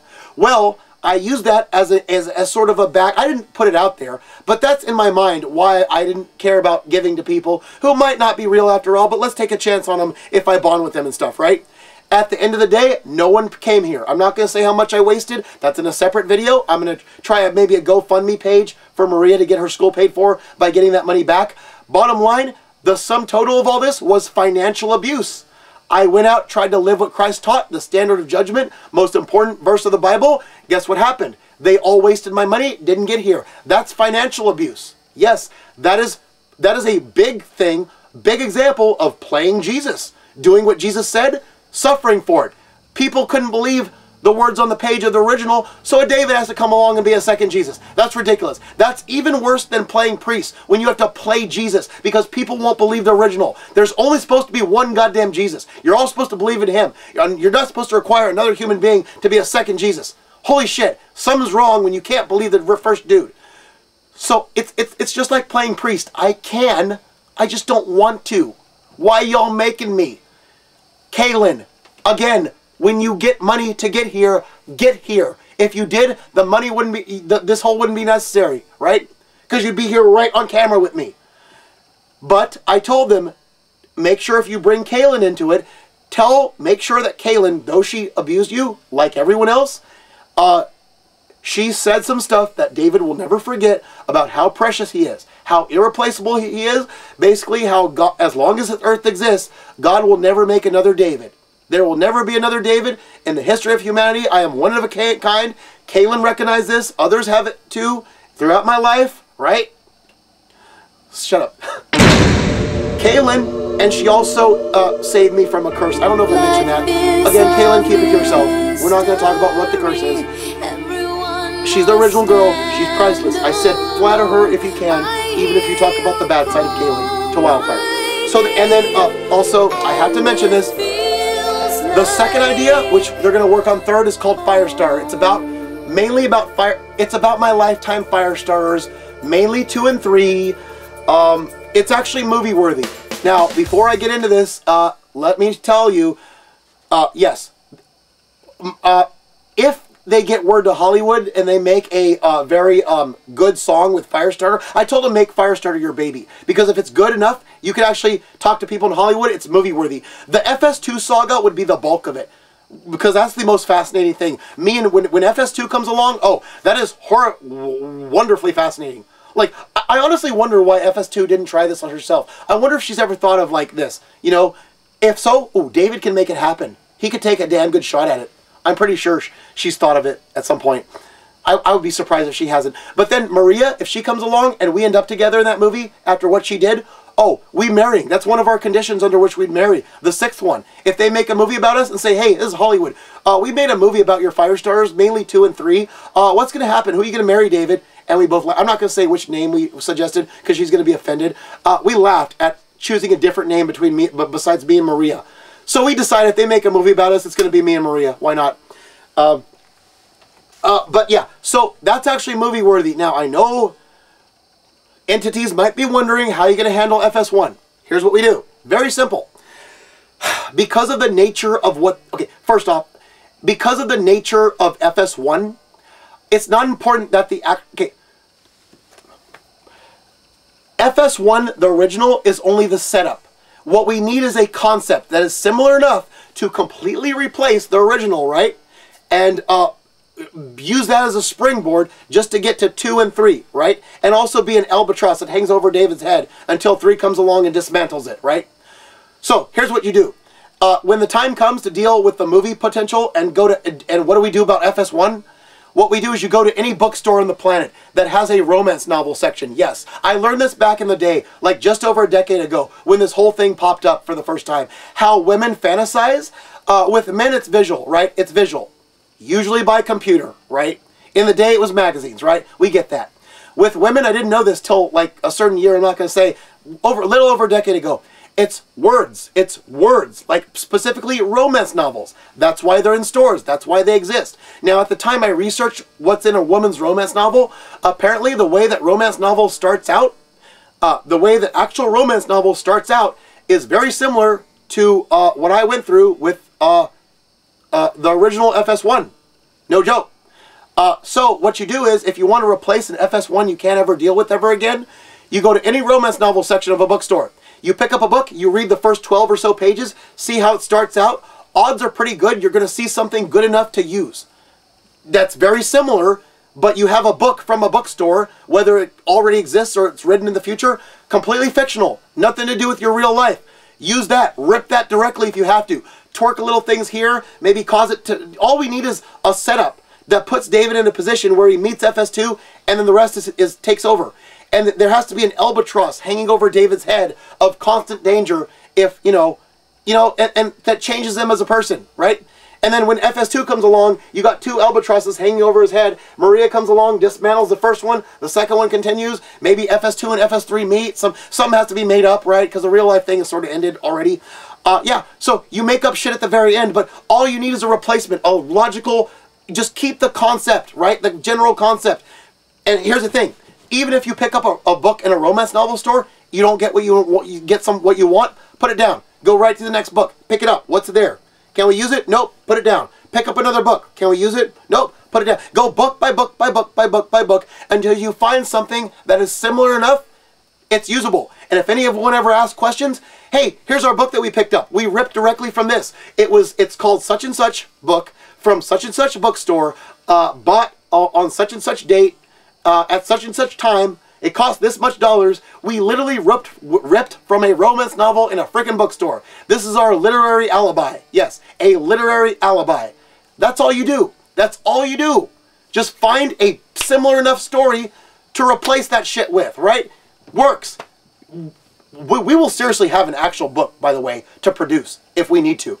If this actually becomes something. That's all we need. Very simple, very easy. It's true. I'm not joking. The original situation of actual romance novels, probably good enough to work. No problem. No problem. There's actually a big, gigantic movie I want to reference. I'm not going to, because it's super duper ooper famous.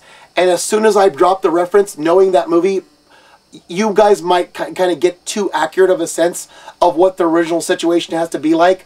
I don't want to drop it. All I know is that it's super duper ooper famous. As soon as I make any reference to it, I don't want to go in. People are going to figure out what kind of situation we're looking for from an actual romance novel. So I'm not going to drop it, okay? Yeah, let's just know. It is super duper ooper famous. Like, for real deal. It probably made box office records, actually. I'd have to look. I don't know. It's probably one of the highest grossing films of all time. Yeah. No hints. Let's play it safe. I wanted to joke about some hints. I could easily... No. Okay.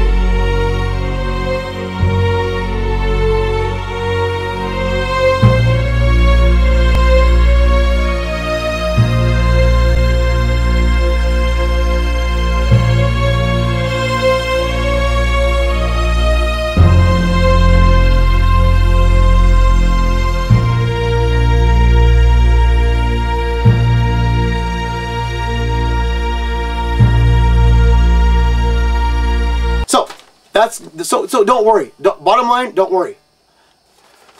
So, yeah, dude, that would be awesome. Dude, you want to talk about loving the enemy?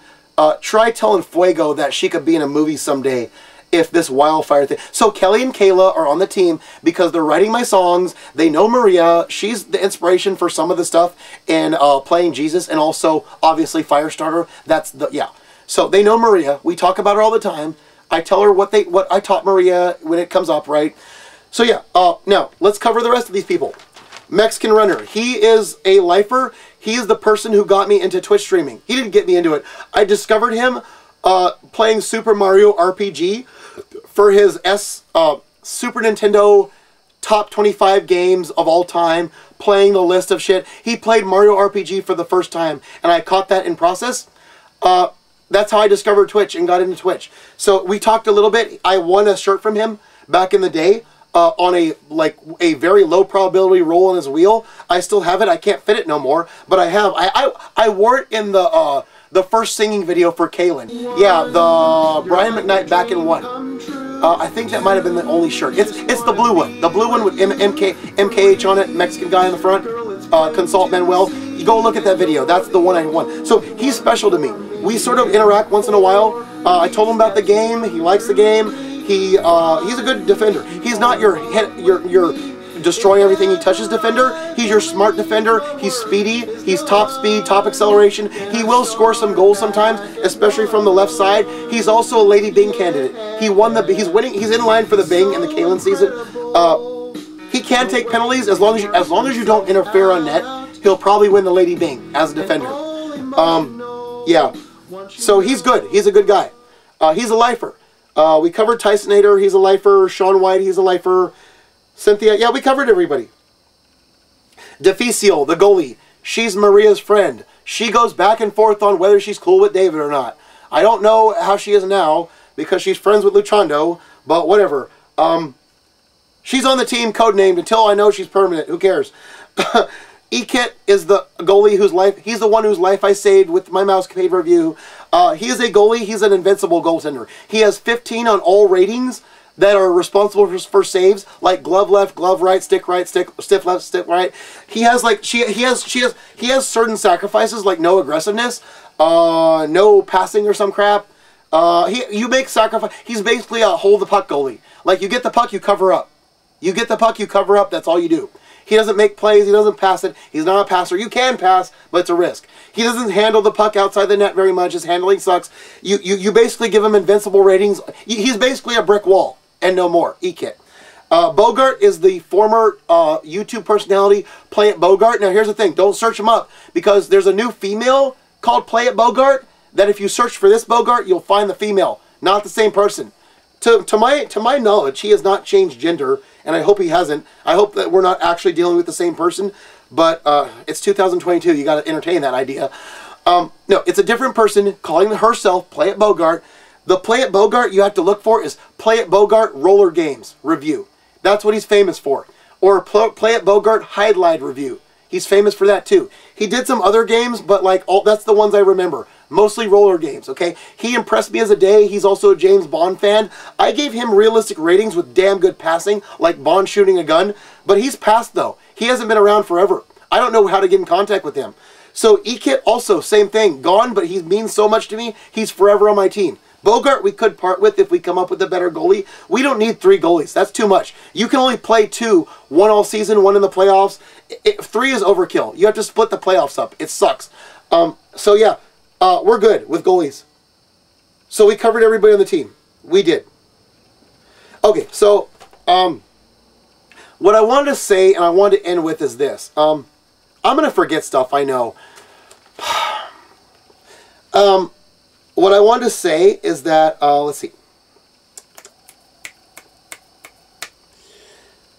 This team, not only is Maria's goal demonstration video epic because she can break records, but let me explain what this stunt is all about. Not just winning the awards. The stunt is all about the Jennings Award. Why? That's for the backup goaltender who plays a minimum of 25 games with the fewest goals allowed. Now, if you take 15 minutes per game, since it's modified, not 20 minutes, that would take too long, and do the math, By minute, that's 375 minutes you must play. That's 25 games, minute-wise, okay? Now, when you do this in the stunt, you have to play like 3 extra games to meet 375 minutes because the time your goalie leaves the net on delayed penalties takes away from the time in net. It's annoying, but you have to play like 28 games, right? As soon as you see the 375 minute mark, get your goalie out of there, you're done. Now, there's several ways you could play this. You could try to play the last place teams and just put your goalie in on those games, but you're going to get lit up by a last place team at some point. It's very impractical. The best way to do this stunt is just play your goalie all the time until they meet the requirement, then get them out there. Because you'll know right away whether you have a chance to continue or not. The computer plays games automatically. They put their number 1 in every game they face you, but randomly they will put their backup in to face the computer. You'll never be able to intentionally put them in unless you manipulate the rosters, but that's kind of cheating to have your backup face their backup, right? It's a mess. It's cheating a little bit. A little bit. It's fair, but still, it's fair cheating, so I don't do it. So we see nothing but number 1 goaltenders with our backup. So the best thing to do is to play them 28 games straight, see that 375 mark, see how many goals you allowed, right? The computer always sets the mark, which you will only know at the end of the season. Usually it averages to be 11, the next best goalie, right? 11, right? Which means for 28 games, you have to get no more than 11 goals allowed against you. You have to shut out most of your games. That's insane. Because if you get 1 goal allowed every like 6 games, that's okay. But if you get 2 in 1 game, or God forbid 3, you're done. You're lit up, you're done. Any team can do it, God forbid. So guess what? Most of the time when we try this stunt, we are out before 20 games. Our goaltender, no, they done. But guess what? We played Maria's friend Diosa Deficio every game so far because she knows her, right, in real life. Guess what? When we met the minimum, 375 minutes, she had 13 goals allowed. That's 2 over the mark. And we played those games with minimal reset. I'll be honest, we had like maybe 2 or 3 frustration resets total. Very early on, where I got frustrated for personal reasons and I just reset it, right? In the stunt, we don't do that, right? No resets. But here's the thing that broke us. Because we were trying to get the puck to Maria, sometimes off the face-off, we lost face-offs because of we trying to get it to Maria. You stand a worse chance going up to Maria off the face-off than down to your defense or left wing, right? When your team is going that way, right? So if we try to get it to Maria, we'll lose the face-off more. If we try to favor Maria on the ice instead of team scoring, we'll get more in trouble. Because we're trying to get Maria goals, we're not being a successful team-wise. But if we're only 2 goals away from that mark, that magical number of 11, trying to focus on Maria, if we play a season where we're not focused on Maria and it's all about team defense, guess what? We stand a chance to allow fewer goals. And Diosa Deficio, she does not have E-Kit ratings. She's not meant to be a cheat character like E-Kit. She has realistic person ratings. So if a realistic goalie can get a chance at this stunt, when we're focused on Maria, if we focus on team defense, we stand a chance at legitimately doing this. Legitimately. Really. By the rules. That never happened before in the history of the stunt either. You know what made the difference? Kelly and Kayla. They are defenders. Let's be honest. They are 2 girls. Kelly is 17. Kayla's like 20 or 21.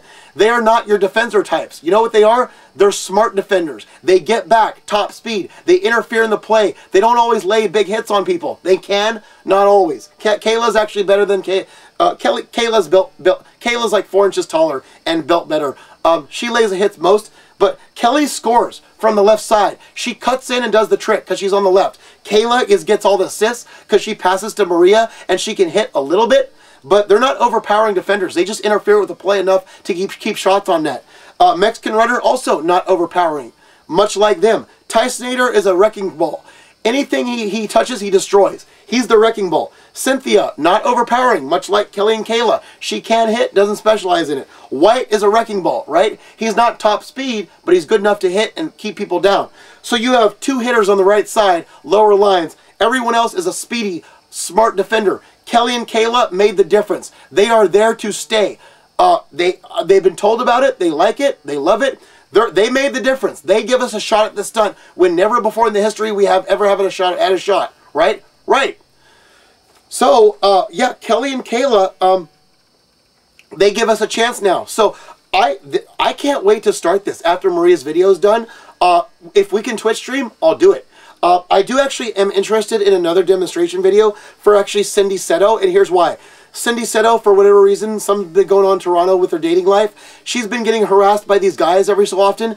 A lot of people, guys and girls alike, make their way to my Facebook page, and they think that we're dating for some reason. I don't know why. She's in Canada. I'm in California. Why would we ever meet each other and date and shit? We don't even talk online often, ever. We don't FaceTime. We don't, like, do stuff. Nothing. She's not a VEGA girl. It makes no sense. People come to my channel, my page, and they make all kind of ridiculous claims. I told Cindy, I'm not going to block you because of it. I don't blame you. I'll deal with them, but I'm not going to fault you for it. You're here to stay. She loves that, right? I was thinking of doing a demonstration video for her next, putting her in the goddess position right wing. She's down with that. I want her to get me some pictures so I can use them, right? When we do that, I might, you know what I might do just to piss these people off, these trolls who think shit? Steer into the skid, like me and Maria. Me and Maria have a deal. If people think we're dating or going to be married or shit, at work mostly, but anybody, if they have a problem with this, she says play it up. Act like we might be, right? Just fuck with them. Fuck with their minds, because that's what they deserve for assuming shit. So in the same way, I might do it with Cindy. And I have an idea too.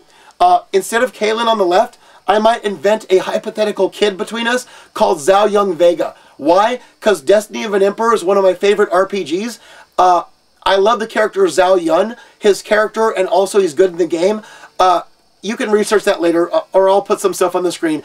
I think that would make a good kid name, but only if I marry a Chinese and we have a Chinese baby, because that's a Chinese name. I told Cindy that. She's on board. She loves the idea of messing with people's minds. Just invent a kid, a fictional kid between us, put him on left wing to play with me and you. Let's tear it up, fictionally. Let's show you a demonstration of what it would be like, right? Why not? Someone has to be on the left side. Cindy doesn't know Kaylin. She doesn't know Maria. She doesn't know anybody else. Let's create a kid, fictional, put him on there, tear it up, right, with Cindy.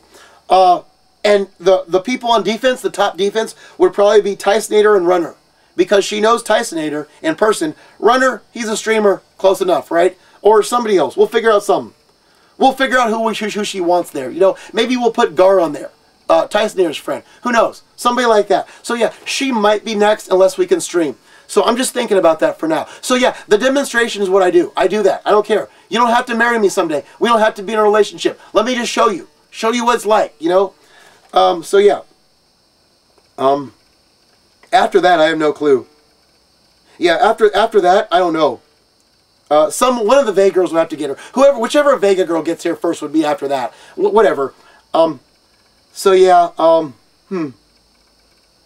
yeah, I don't know after that. So yeah, that's the plan. That's the plan. Dude, you have no idea how much I want to drop that movie. I thought of that fucking around. I'm not going to. I'm going to play it safe. Don't drop the movie. People would know right away what kind of situation you're looking for in the romance store. It's true. Hey, it's not my fault. It's not my fault if people emulate bad guys in movies. I said this years ago. I say it too these days. There was a recent one. Who was it? Somebody on Quora, I want to say, was like a bad guy in a movie. I can't, or maybe it was Facebook. Or was it The Job? Somebody. Look, it's always bad when you emulate bad people in a movie, whether intentionally or not, right? Because then eventually, if the situation comes up where comparison is appropriate, you're going to get compared to the bad guy. I'm sorry. You don't like it? Don't be a bad guy. Like, damn. That's what I say that. I can't remember who it was. It might have been at The Job. It might have been on Quora. It might have been on Facebook. Somewhere recent, I compared somebody to a bad guy. No, none of them like it, but hey, their fault. Same thing. So yeah, that's all I gotta say. The tape is ending, at least the main one. We're just gonna go to the end. I'm gonna add whatever on odds and ends I forgot until it runs out. We're done. I forgot to mention this when Maria was on the phone. The 46 goals in 41 games, a halfway point. You know what else that is? That's the halfway point of the farthest distance I have ridden my bike in my life, which is 92 miles total from my place to AT&T Park, which was the former name of the Giants Stadium, where the Giants play in San Francisco. That's exactly 92 miles, 46 each way. Maria's goal total at the halfway point of our season, her demonstration, is exactly equal to that. It's like doing my longest bike ride, which 92 is also Wayne Gretzky's goal total. Goal total. That's the mark we're trying to beat, right? So yeah, I did that romantically in the past, about 4 or 5 times lifetime. So she in her in fiction is emulating something I did romantically in real life back in the day. interesting. I should have mentioned that on the phone, but it would have brought attention to the fact that this is also sort of romantic, and we're not there yet. She's still looking. People are own age, but you know what? It's true. It's true. It's same as the bike ride, the max bike ride I've done in my life. Yeah. So yeah, that's something else I should have mentioned. What else? There's more with the Sean story I didn't mention, but we can't cover it enough time. What else? This is just, we're going to end with the tape ends. We're just going to go to the end because we covered everything. We covered everybody. I'm just going to end it. And hey, don't anybody fuck up. If you're on my team, don't you fuck up, because I don't want to kick no one off the team no more. Okay? That's it. That needs to be the final team. That is the most ideal team. No one fuck up. Nobody. Holy shit. So, yep. Wildfire, I would invest in both Playing Jesus and Firestarter, both of them. But I have to save up for that. I do. I'm also going to probably start a GoFundMe to get the money back from the Vega girls for Maria's school. We'll cover that in a separate video, but I'm thinking of that too, so that I don't have to work to pay for Maria's school, because that's a burden. I have so much backed up projects I want to get done that take priority, but she needs to go through the rest of school. So, and she needs the bills paid for too. That's also on me if I start down that road. I would rather have other people pay for that and believe in her and believe in me, you know. Yeah, we need to find a sponsor is what we need. We need to find a full ride for Maria so she doesn't have to suffer while she goes to school and have to work at the same time. She can't. We need someone to help us, okay? Yeah. I got so many videos that have to be made. Epic ones too. Small ones, epic ones. Oh my god, I got so much shit that has to be done. Yeah, I'm not working. I'm not working until we get shit done. And Maria still needs stuff. Yeah, she does. That's what sucks. She needs what I can't give her financially, but I need to make this stuff for me and her. Her emotionally, me, I need it. I do. Not just this, you'll see coming up. Ugh. We're gonna end it. Let me check the time. I don't need to keep going if I don't have anything to say. I just don't want to miss anything important. Oh, we got hell of time. Okay, we got 59 minutes. Let's cover a Sean story. Let me give you an idea of why Sean got a demonstration. One of the things that touched my heart back in the day, I had a birthday at Chuck E. Cheese. It may have been 11, 10, something like that. Sean came. My mother gave everybody tokens to play the games, right? Everybody else had a gift to give me, but Sean, a store-bought gift. Sean was so poor he couldn't buy me a gift. What he did, he used his tokens to play games to win tickets at Chuck E. Cheese. He bought a flute, like a recorder, like in school the recorder, a flute, for me as his prize that he earned by playing the games, and gave it to me as his gift. I still have that in the closet somewhere. If I find it, I can show y'all, or maybe get a shot and show it on camera.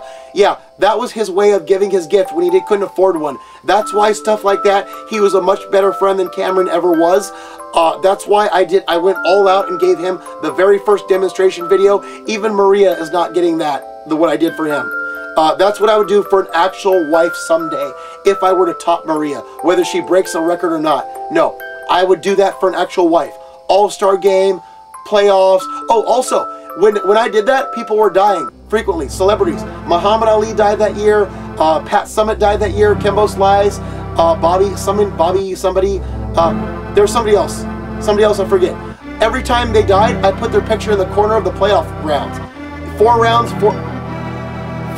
4 people all honored through the playoffs. And I changed all the players' names to like such and such Ali, such and such Summit. Very hard to edit. You have to meticulously edit letters that aren't there in the exact spots. Every scoring player's name on my team or theirs got changed to the person whose name just died, to honor them in the process of honoring Sean. That's how out of the way I went to honor Sean. Dude, that is like, wow. Holy crap.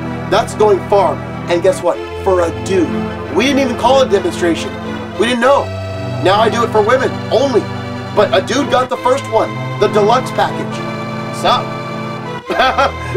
that's something, that is, don't ever come to me, any woman, say, oh, you're in love with me because you did demonstrate. No, I'm not. First one was for a dude. First one was for a dude, man. Dude, that's dude, I covered myself in advance. I just don't know I did it. Stupid. These people. I'm sorry, Jennifer. Look, you didn't know, okay? You're good. You're good. Okay. Ugh.